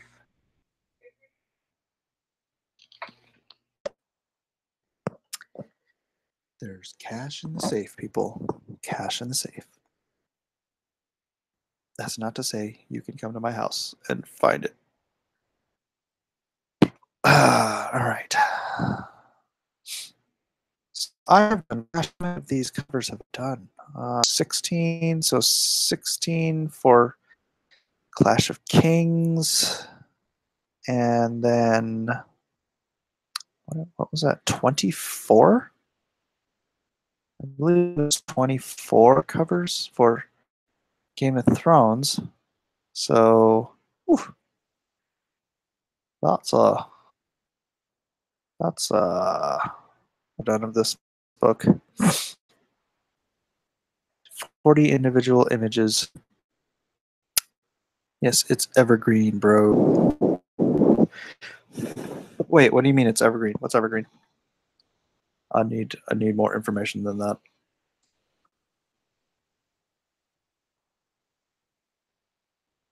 Evergreen. Oh, the cod piece.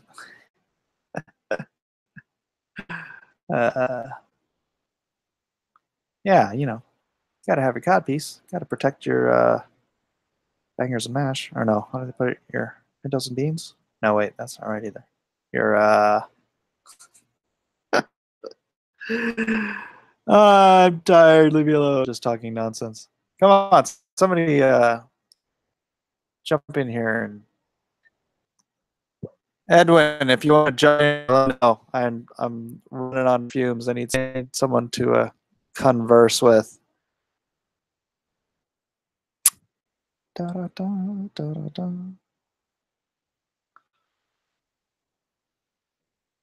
I'm just drawing in silence because it is no fun for you guys unless you're all watching this but listening to someone else's stream, which would be kind of funny. You can just dual stream it.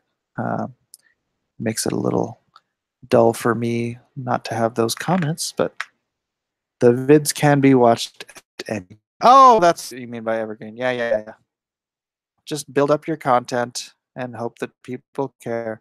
You know, I have other I think I did one other Thrones cover video from a few months ago. If you guys ever want to go back and watch that one was Theon and Asha Greyjoy on the horse when Theon didn't know that Asha was his sister. What a creeper. Meat and taters. Yeah. Sausage and biscuits, maybe?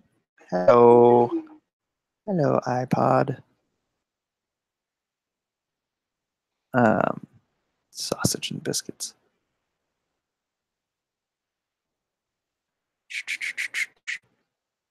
Can't imagine this is for anyone.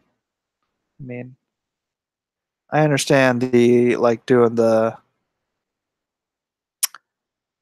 watching me do like breakdowns and whatnot, but the detailing is all kind of boring, isn't it? Aren't you guys bored with this? I don't know why you're still watching. I'm gonna live stream for 8 hours straight. I'm just kidding. But who knows? Someday, when I actually get monetized, cross your fingers. Some problems with that. Was it Yellow Flash or that Umbrella guy? I think it was Yellow Flash. Said he's been in review since November.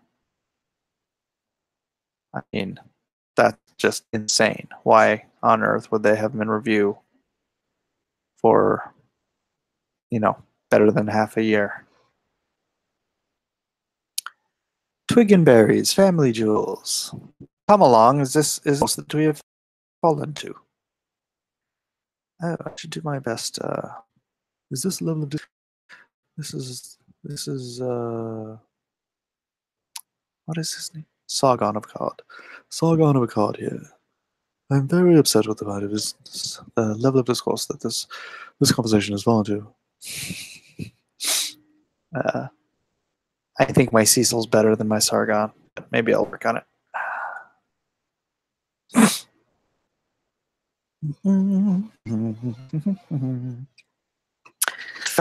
Fascinating. What, the little scribbly bibbly jotting down of cross-hatching and light reflections, and I don't know why this is fascinating. It seems terribly dull even to me, and I'm the one doing it. Of course, I'm finding it dull because I know that I have to do this all over again when I take it to inks, because this is not, how the final product is going to look.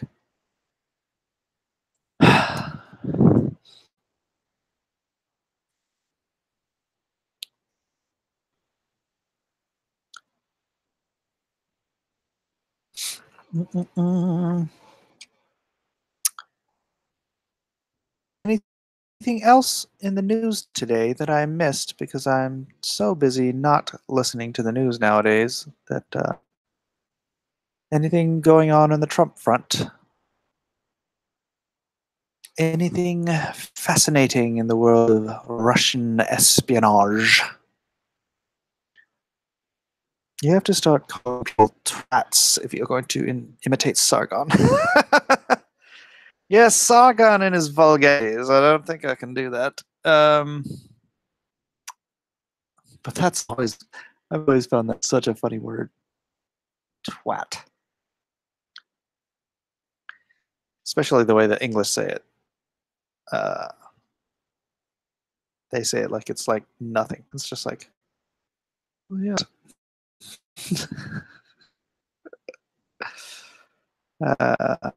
Isaac, don't say what I was saying. Good. Glad you didn't.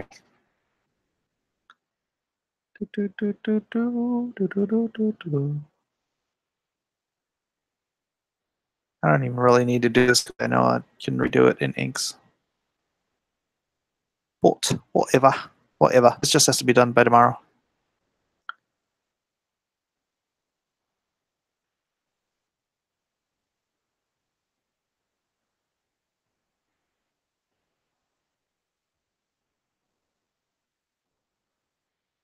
And when here's twat, I think twit, but I know it's not that. No, it's not tat. Ninth Circuit actually said that the Second Amendment, people can open carry. Are you serious? You're kidding me. The ninth day. Oh. Oh, please tell me you're telling the truth. That would be epic. No. Oh my gosh, the world is turning our way. It's all gonna be fine. Everything's gonna be fine. I'm stunned. I'm flabbergasted. I love that word, flabbergasted. Such a great word. Wow. That's the best. Oh my gosh. I might just.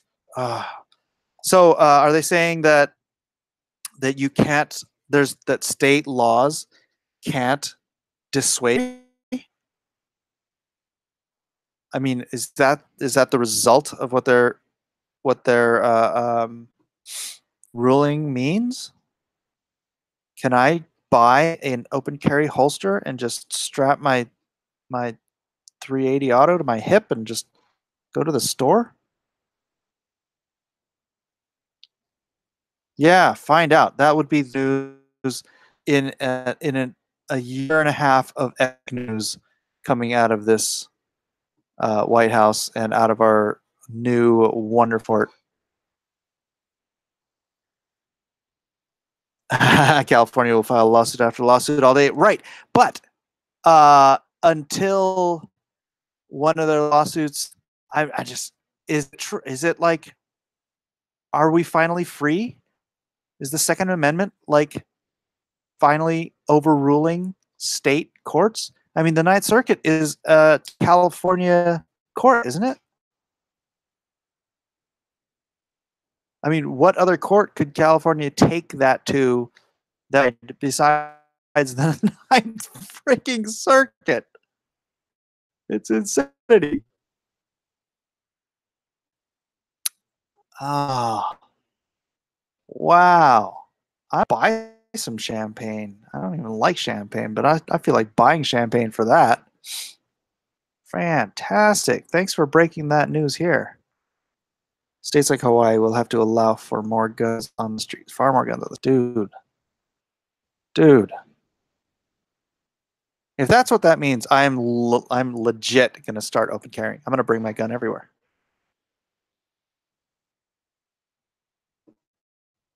Or maybe I'll just bring my 22 and I'll like tell my wife to put the 380 in.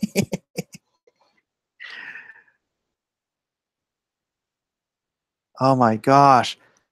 There must be liberals crying in the street. Oh, I hate that word. There must be leftists crying in the streets about this. Just wailing, gnashing of teeth, wearing sackcloth and ashes.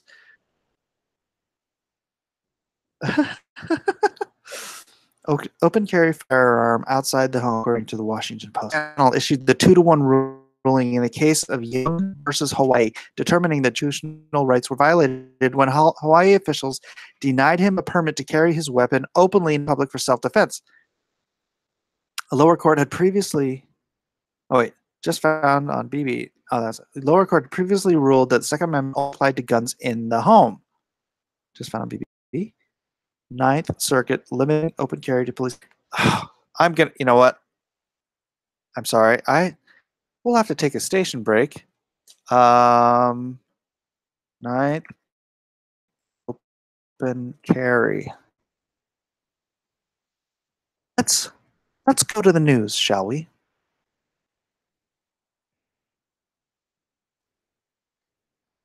Liberal Ninth Circuit backs right to carry firearms in public. I have chills. It is elated with joy and comfort. Comfort and joy, comfort and joy. U.S. News has a story. States like Hawaii and California. Oh, look at this beautiful, beautiful headline. The liberal Ninth Circuit Court of Appeals endorsed the right of any firearms in public in a ruling Tuesday, striking down a lower court argument The Constitution only protects that right at home. Analyzing the text of the Second Amendment and reviewing the relevant history, including founding-era treatises and 19th century case law, the panel stated that it was unpersuaded by the county's and the state's argument that the Second Amendment only has force within the home, the ruling states. The case resulted from Hawaii resident George Young being denied twice in 2011 as he thought sought to carry a handgun. Two of the three judges were both appointed but ruled against a lower court upholding the restriction. Judge Diamruind Oscanlian, sorry, wrote, better or worse, the Second Amendment does protect a right to carry a firearm in public for self-defense.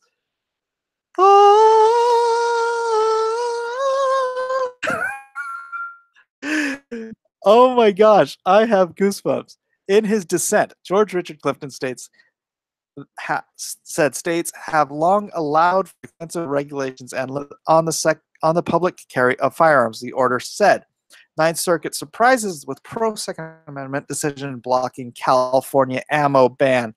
Ninth Circuit surprises pro-Second Amendment decision blocking California ammo ban. We are disappointed in the decision that would undermine Hawaii law and our commitment to protect the public. Hawaii Attorney General Russell Suzuki said in a statement. But we note that Judge Clifton filed a well-reasoned dissent supporting the its law. We intend to consult with Hawaii County and work with them on further action.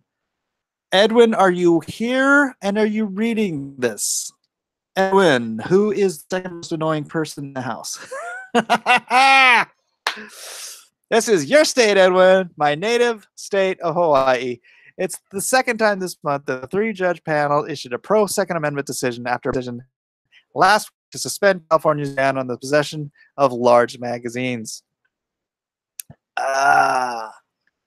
the Second Amendment states, a well-regulated militia, obviously, being necessary to the security of a free state, the right of people to keep and bear arms shall not be infringed. Activists supporting have argued that the state's bans on ownership of magazines holding 10 bullets or more is unconstitutional. They won a preliminary injunction by a Hawaii and San Diego court last year. Three-judge panel on the Ninth Circuit blocked that injunction last week.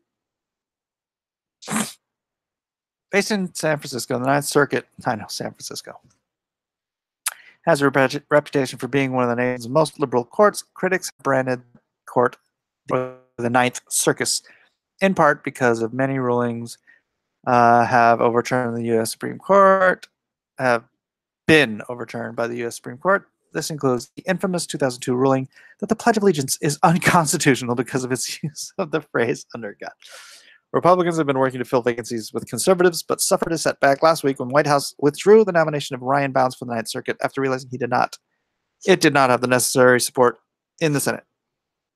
Blah, blah, blah, blah, blah. Oh, okay. Moving to the right. This is the hope that I was talking about, right? Moving forward instead of backwards into regressive quote-unquote progressive socialist government power, the freedom of the people, by the people, for the people. This is the stuff that birthed the hope in me, that birthed the Blacklist universe. This is why I'm doing Lone Star right now. This is a great day. Thank you guys for being here for this. Wow, fantastic. Aloha hour starting early. Six Gun Samurai in public without getting pummeled by SPD. Open carry-on is legal too. Yeah. And doing some writing. Ducked in to see Miller's gun porn. Woo! It's a glorious day. It's a glorious day in the neighborhood. A glorious day for a neighbor. Would you be mine? Would you be mine? Won't you be my gun-toting neighbor? Oh, please won't you be Strap on that 9. Carry a Glock. Won't my gun-toting neighbor. Oof. So just had a thought. You complimented my beard while I was doing an impression of you. So tell me, you were cough, no? uh, good times, good times. Wow. Yeah, I've had today. So other good news, more along the mortgage front. You know, it's my financial issues, but you know what? The Bible boast in your troubles. So I will, for a moment. All things happen. All things work for good to those who love God are called according to His purpose.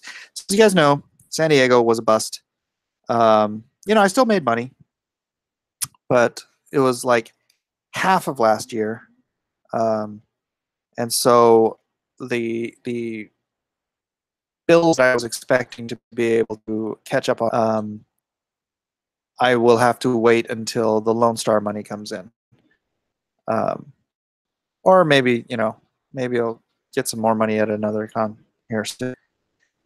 But that being said, so because I did have the money from whatever San Diego, I went to go pay my mortgage, which was in arrears, and I go to my Bank of America, and my mortgage isn't there. My mortgage account is no longer on my Bank of America account, and I'm like, uh-oh, that doesn't smell good. And so I got it. What they did was they sold my mortgage to another company. And so I talked to the other company today, and they're like, well, you have, when they sell a mortgage to another company, it takes 60 days before any action, whether that's a refinancing or a loan modification or a foreclosure, basically any action to be taken between the sale of a mortgage and what next company can alter about the mortgage. Basically, it's a 60-day window. So they basically gave me a 60-day reprieve on money that I already owed, that I was really worried about because I was like, I was in arrears. And so lo and behold, that means I can wait until I get the money from Lone Star to catch up on that, and which means that I can also fund some other stuff that I had to pay for prints and all this kind of stuff. But yeah, so I was having trouble. I didn't like to make that known, but yeah, it all worked out. It all worked out. So all kinds of good news today. All kinds of good news, and happy to report my stress levels are low, and now I am even happier because of what is happening with the market. I should draw some deer on here. Huh? We probably have some deer in his. Maybe not. Maybe not. We'll see. We'll figure it out. Back Lone Star Savings House. Yeah, I didn't want to make it into that. I didn't want to sound like, if you don't fund Lone Star, I'm gonna lose my house. Even because, frankly, not because I wasn't worried about it, but because if I had done even 3/4 as well in San Diego as I did last year, but I did less than half of last year. That's how bad San Diego was comparatively. I mean, it was still my best show of the year, but I was like holding my breath waiting for San Diego to take care of these bills, and then bam, gets cut in half, and I'm like, ah. So I was I try not to panic. Everything's in the Lord's hands. But is kind of the hardest thing anybody can do when you've got stuff like that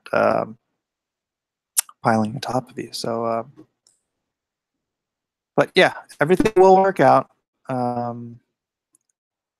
So, but by all means, back Lone Star anyways. Please do, because we're not just saving my house, we are building a future. That sucks. Providence. God is good. God is good. God, the Lord does provide. Absolutely. You should make that a stretch goal. Saving my house. Make a stretch goal saving my house. Never go full televangelist cash appeal. Yeah, I mean, it's not pride. I don't know. Maybe it is pride. I don't know. I don't like asking people to help me for the sake of me needing help. It's just not in me. This is different in that it's not me needing help to do Lone Star. It is us collectively as a group of like-minded people, well, like-purposed people. I'm putting my time and effort in. You're putting your hearts in, and together we are building the Blacklist universe. It's not me selling you stuff, right? Otherwise, it would have been just me. I would have made it, and then I would have tried to sell it. And that's just me selling stuff. You guys supporting the Blacklist universe, supporting the Lone Star campaign, supporting all of this stuff going on in the Comicsgate community, you guys are as integral, as vital as the creators themselves. Because nothing happens without you guys. So yeah, that's a totally different can of worms. So it's not me begging you to save my house. That's, I'll worry about that. And I'll just let God deal with it. But the rest of it, no, that's not what this is. This is us. We are team family. We are Lone Star Squadron. No, sorry, Maria, I'm not answering the phone. I'm busy right now. It's my wife's friend. So yeah. Back Lone Star. Also, just bought 2 tees and a poster of the Alliance. Oh, right on, right on. I gotta buy one of those. Oh, maybe I could just. But they're they're you're pre-ordering those. Wonder how many of those have sold. I should probably ask them for an update. So yes. It's a good day and just getting better every way. This is going to take me a while to ink, isn't it? How's that armor look, guys? Dude, a lot of them. We want to help and build this empire one block at a time, brother. Amen. Amen. Hey, can you answer that and tell Maria that mommy's not here?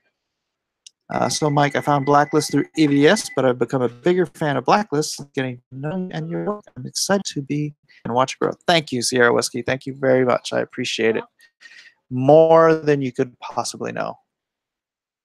But I'll try to tell you anyways. I love all you guys. You are my team. We are a team. Daddy, what? which phone is mommy? I believe Elijah has his phone on him. I'm pretty sure it's Elijah's phone.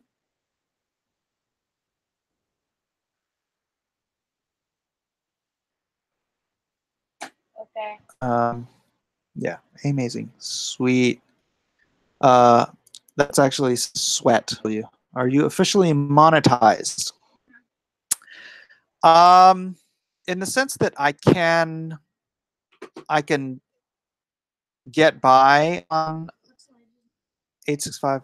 Oh, I can't tell you. I'm on the. Hold on a second. Let me mute my thing. What's Elijah's number?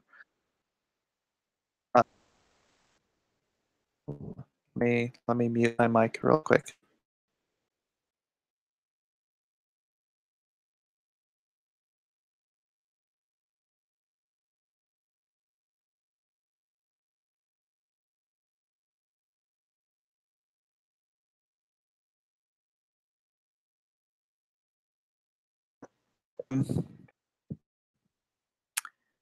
I got unsubbed from your channel. What? Well, sub again. Wow, what is with... I think YouTube has it in for us. It's the YouTubes. It's the Russian bots. Hello? Mommy wants you to call Maria. Maria wants... Wait, no, Maria wants you to call.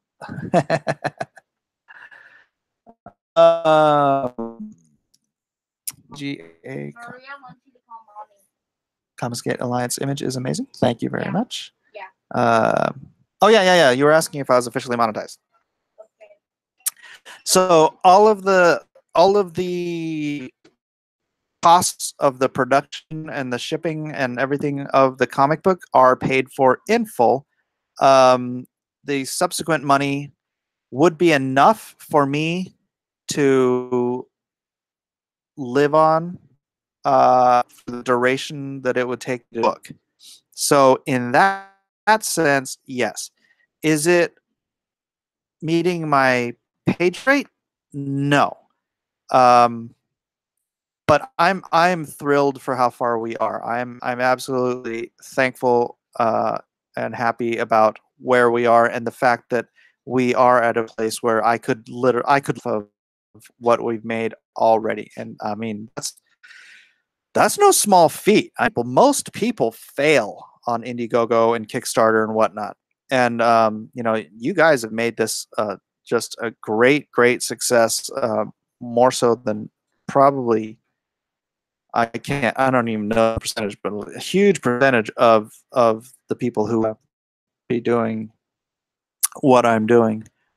And I'm, you know, so incredibly thankful for it. I mean, literally, I could close up shop on the campaign right now and just sit down and get to work. And you guys would have your books in September. Be also nice if more people could support it as well. So please, as I are, support not just by purchasing, but by spreading the good news.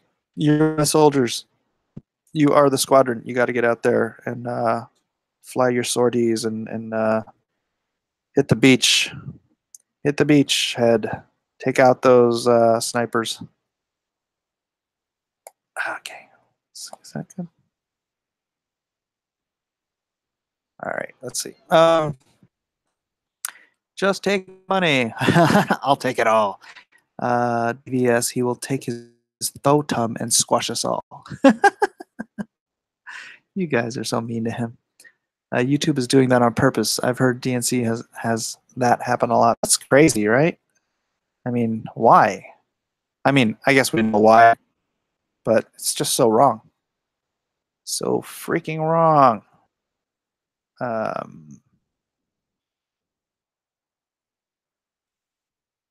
Man, I am angry over here. Here. Oops. Nope, don't do that. Undo. Save. 10 days. Still plenty of time. Yeah, I got 23 weeks. It's only been 10 days? Oh my gosh.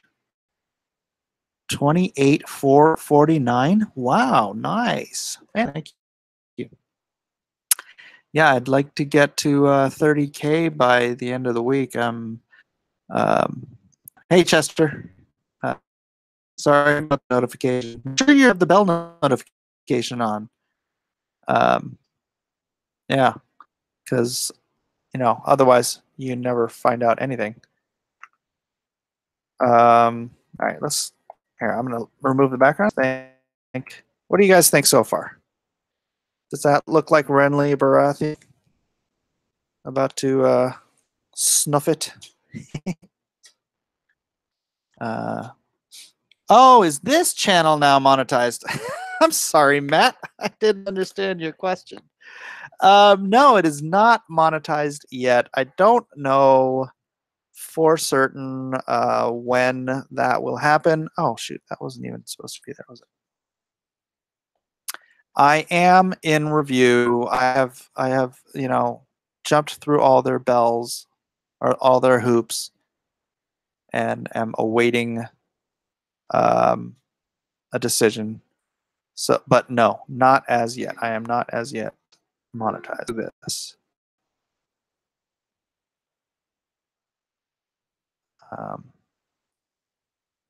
This is fun. This is a fun little brush I made.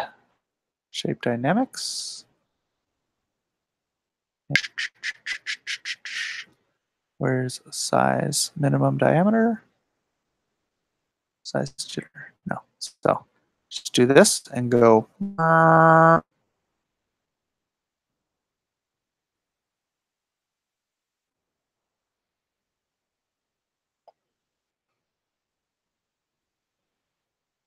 I'm not going to ink it like that. I'm probably just going to black it in. Okay, well, that seems very close. Looking good. Looks cool. Thank you. Thank you. Looks great, right? Thank you. I don't know what it is, but for me, it's his imaginary story that hooked me. Oh, thank you, Joseph. Yeah, I don't know if you did you grab it off? It is there, and I don't know. I was talking to Edwin about this last night, and can't wait to see how you interpret the shadow. It's going to be literally a shadow. I'm going to do silk curtains or silk, not curtains, but you know the silk walls of his tent. It's not called a tent, is it? What is it? Pavilion. His pavilion. And I'm going to do a shadow on the wall. That's what I'm going to do. I don't like the shadow creature. I know about the shadow baby and all that stuff. I read the books, but yeah, the armor looks realistic and functional. Well, thank you. That's what I go for.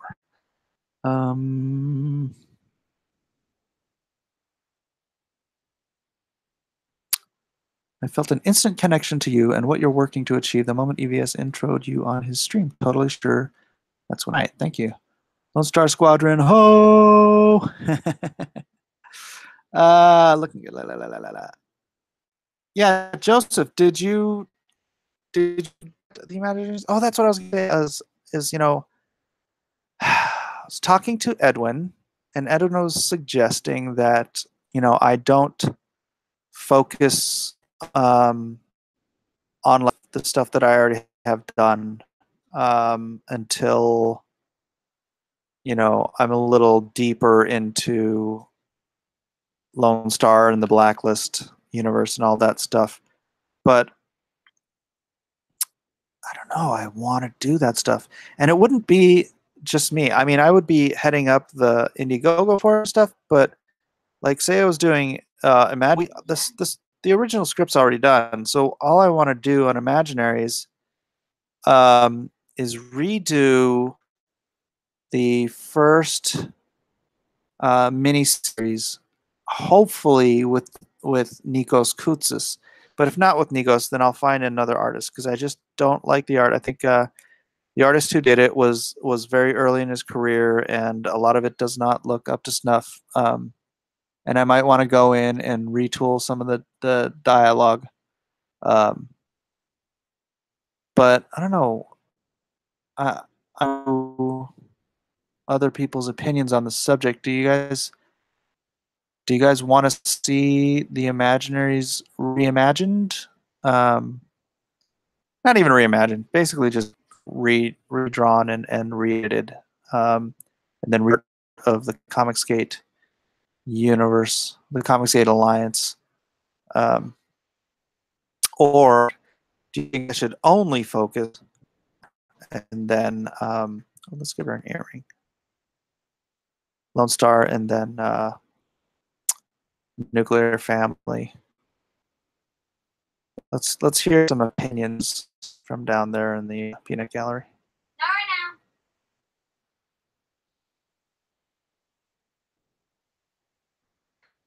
Blacklist Universe. Talk to John Delarose. We get a property That resonates. You have all in. I did pick up a copy of The Imaginaries on Comixology last night. I'm just starting Six Gun Samurai. So far, it looks great. Six Gun is mouthing off to a priest. I think he's sent for a toucher.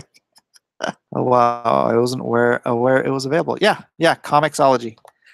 Go ahead and pick that up. That money does go to me, so it is my buck. There too. There's like, I think I have four properties up on Comixology. I want all the stuff. Blacklist. You can't go too long with the follow-up. Affection will wane. Well, yeah, but that's what I'm saying is I wouldn't Imaginaries. So it wouldn't stop me from working on Lone Star. It would be a parallel production with heck, I might even in to help me with the story, because it was he and I wrote the original one. I ended up writing like by myself, maybe the last 2 issues. I can't recall exactly, but I can bring in help, and it's the property itself that's fantastic. And Ben is a great writer. And I was never intending on drawing it myself because I want someone with a much cartoonier style than me to do it. And so Nikos Koutsis was perfect. I don't know if you guys know his work. He's been doing some stuff for Eric Larson, and I'd really love to be able to afford to hire him away from Eric at like full rates. Hopefully more than Eric can afford to pay him. Illustrator, but like all he's doing for Eric is coloring, and it's like, dude, you're wasting your talents just coloring. Plus, I wanted to just to spite Eric, but I had Nikos first. Nikos worked for me first, so I'd love to hire him back. And fantastic wages. He lives in Greece, so his economy is not that great.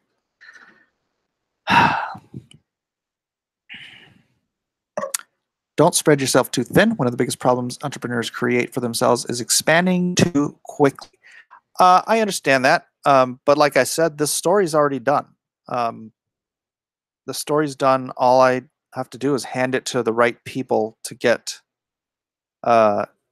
finished. So, particularly for Imaginaries, I don't think that would be. And then because I do want to bring Superhero G into the Blacklist universe quickly, but I don't want to bring him in without his whole cool or being told once and for all.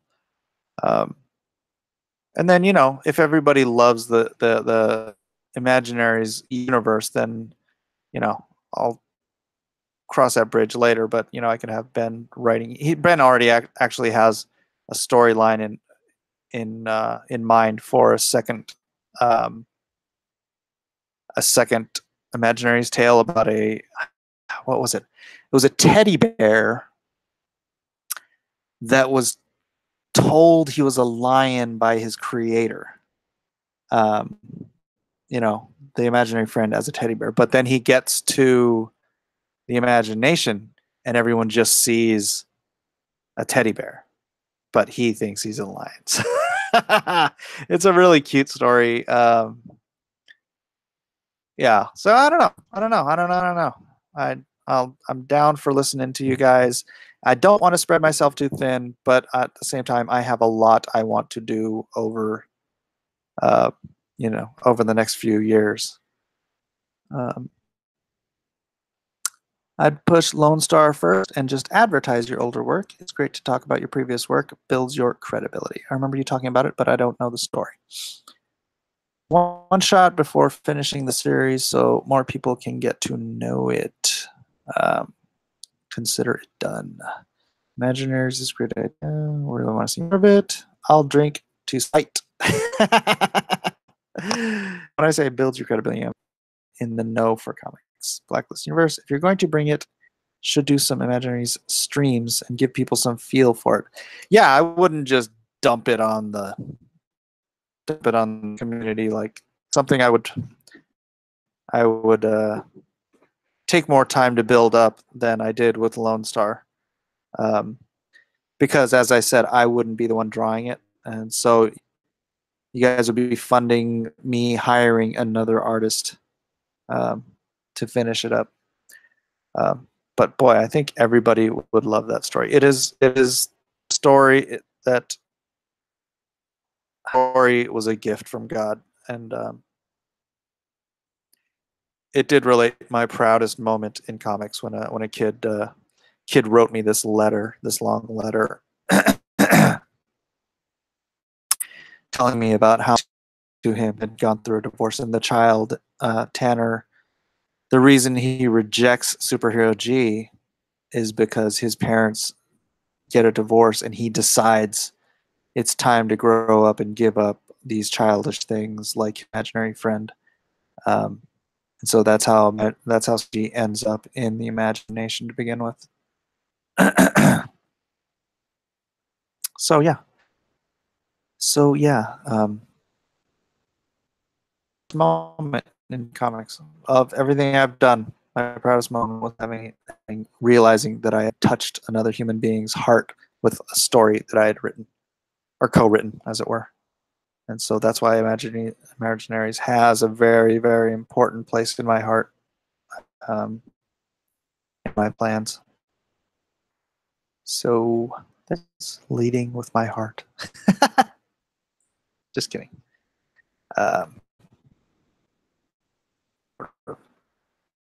Let's see, do this.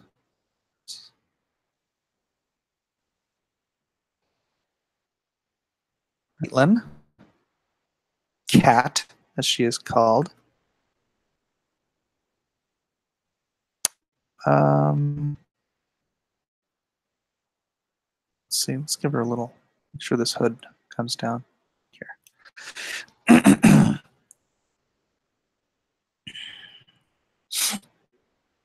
I'm down for Imaginaries, but that's kind of obvious by my thumbnail. Yeah, Grant. I'd love to stay, but I need to go. Aloha, mahalo. Aloha and mahalo, Juan. I think getting rid of in after Lone Star would be good. Timing crucial, but I'm no expert. Easy to do a raise one and see how people react to it. With Edwin Boyette as Superhero G. That'd be great. Let's see. All right. Mike, you need to hook up with super chats. I know. I'm waiting. I'm waiting to be approved. So Edwin's going to use little bait sweaty bear. I think that comes with the monetization. Yeah. Don't worry. If Mike can grab some cash, he will. Oh, yeah. I never leave cash on the table. Do we totally even have a troll? Do we now? Who's trolling? Is there a way to bug fast track Mike's not monetization? I don't know. Gosh, do I know anybody at Google? I know somebody who knows people at Google. Oh, that's right. Oh, yeah, it's kind of out of his league. I have a friend who does. Remember Johnny that was in my chair or in my car? Horrible live stream on the way. He actually does the. He's is or was the guy who does the Google.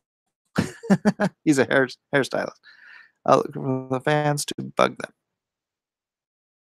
How many books for the first arc? It is 3 48-page books. I believe I can tell the entire story in that length of time. So, yeah, 3 48-page books. Let's see if I can just do. I want this way.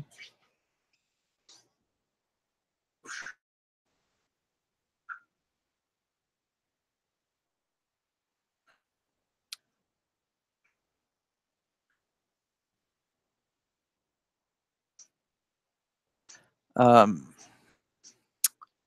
you shipped the post from your website? No, I'm doing that this week, Keegan. Sorry. San Diego kind of stuck on my time. What is this sketch for, Tom? A cover for a Clash of Kings number 16. I do the Game of Thrones comics for. Oh wait, you know what I can do? I do the Game of Thrones comic books. Or comic book covers. And so, yeah, Game of Thrones, Clash of Kings, number 16. Minimum diameter, annual 100%. Minimum, size. Let's reduce the size here. Oh, that's too small. And do one here.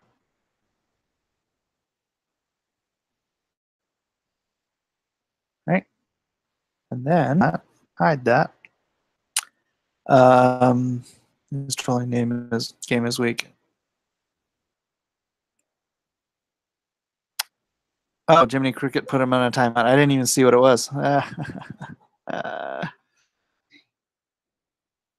Totally incompetent. Thanks for spanking the troll. Kinda sad. I was hoping to see how good his troll chops were. He'll be back. He wasn't banned. Damn, if not another troll, I'm in the mood. This trolling game was weak. Didn't know you did all digital. I don't do all digital. This is I'm just doing pencils.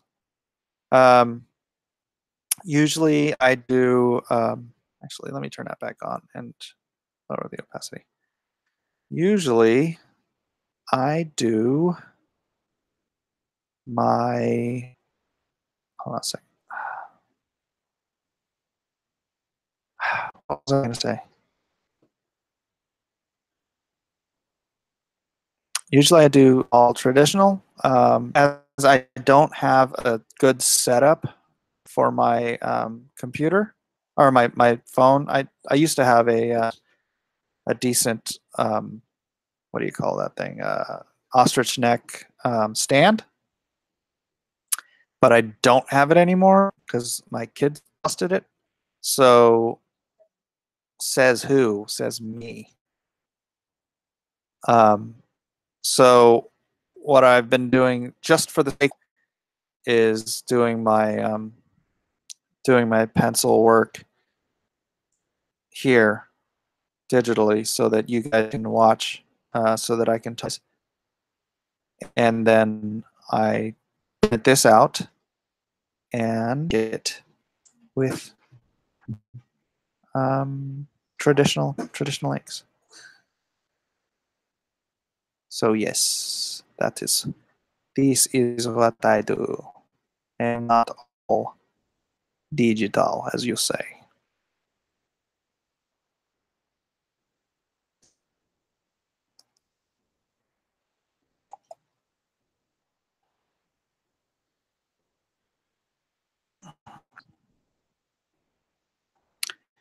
Actually, let's give this shadow. Who knows what evil lurks in the hearts of men? The shadow knows.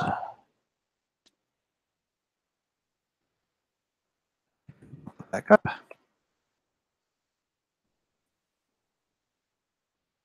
And I will try to ink that in a similar fashion to what this looks like. But I knock this out, I save this, and then save it, and then save as, oh no. Okay, cancel. So what I'll do here, all right, here, let's let everybody see it. And then you can, I know it does, like it's not. I'm gonna lighten it, colorize it, make it blue. I'm gonna print it out on a sheet of 11 by 17 Bristol board, and then I'm gonna properly ink it with proper tools and make it look pretty. Let's see what else you fine folks have to say before I end this. Low IQ, lowercase IQ, haha. Let's get you boosted and at a good place. You know, yeah, all means everybody get out there, hustle for my muscle. Oh, let's see if there you go, full screen. Guys, get out there and pimp me up a little bit. I would appreciate it. Ironic, considering trolls are slow-witted, according to Gandalf, anyway. Hey, Nick. Hey, Mike. How's it going? Is it harder to pencil on the Wacom tablet versus traditional direct on paper? Thanks. For the Wacom tablet, it is easier to make changes. Like, say I drew his head right there, and I'm like, oh man, I love this head. 10% too big. It's way easier to circle it and reduce the size than it is to erase and redraw a head. But I just prefer working pencils. I don't know. Maybe it's just because of the way I always have. So, Joseph Tran, you can buy a cheap movable stand for about $10 to $15 on eBay. A stand for what? Did I need a stand? I don't recall. Blacklist Universe. Is it hard to design a cover when they use huge type for the title? Yes, it is. I hate trying to concentrate all of the important stuff into the middle third of the title. But whatever, I do what I can. That looks sick. Thank you. Glad you like it. Badass Mike. Thank you. Very nice. Well, it's been a pleasure, Mr. Miller. I gotta go. Ta-ta. Hey, man, you watched almost the whole thing, Pete. I'm bowing out in a minute here. Support Lone Star. Yeah, please support Lone. I don't know, Mike. Your female looks female. You might get blowback on this one. I'm sorry. I'll try to give. I'll just give her an Adam's apple. How's that sound? The first page of Imaginaries #1, and I already got a chuckle. Good to hear it. Yeah, maybe I'll do a read through, like I'm through some point in the near future. Just go page through it on a live. What do you think? The shadow is grim. Thank you. You doing Aloha Hour tonight? Are we, Edwin? Are we doing an Aloha Hour tonight? Because I'm down. You know me. Game of Thrones time ain't what. Blacklist Universe would possibly be. Would it be possible to add a free copy of a pre-published Imaginaries with every order of blank amount of money as a stretch goal? Could help promote. Most of it's destroyed. Most of it was put outside in a horrible storage unit and was pretty jacked up. I do have some copies of the trade left. Goals. Yeah, I need to figure out some stretch goals. I want to do something when we hit 30. So yeah, throw ideas out there. Throw some ideas. That would be good. I don't know if I do have any surviving copies. #1, I could totally just stick those in. Say I only get it. Well, I don't know how many copies I have. I'll figure it out. I'll have to do some sort of an inventory. But yes, I will be. You know what? I'm gonna go have some coffee. Mike wears a bear suit and goes on a date with Cecil. Oh, I was gonna do that anyways. Mike, get over here with that bear suit. I'm ready. Geez, Cecil, hold on. That guy never waits. So impatient. All right, guys. Thank you for being here. Thank you for being the Lone Star Squadron. Call out your numbers on the way out the door. All aloha, mahalo, shucks, and come on back, y'all.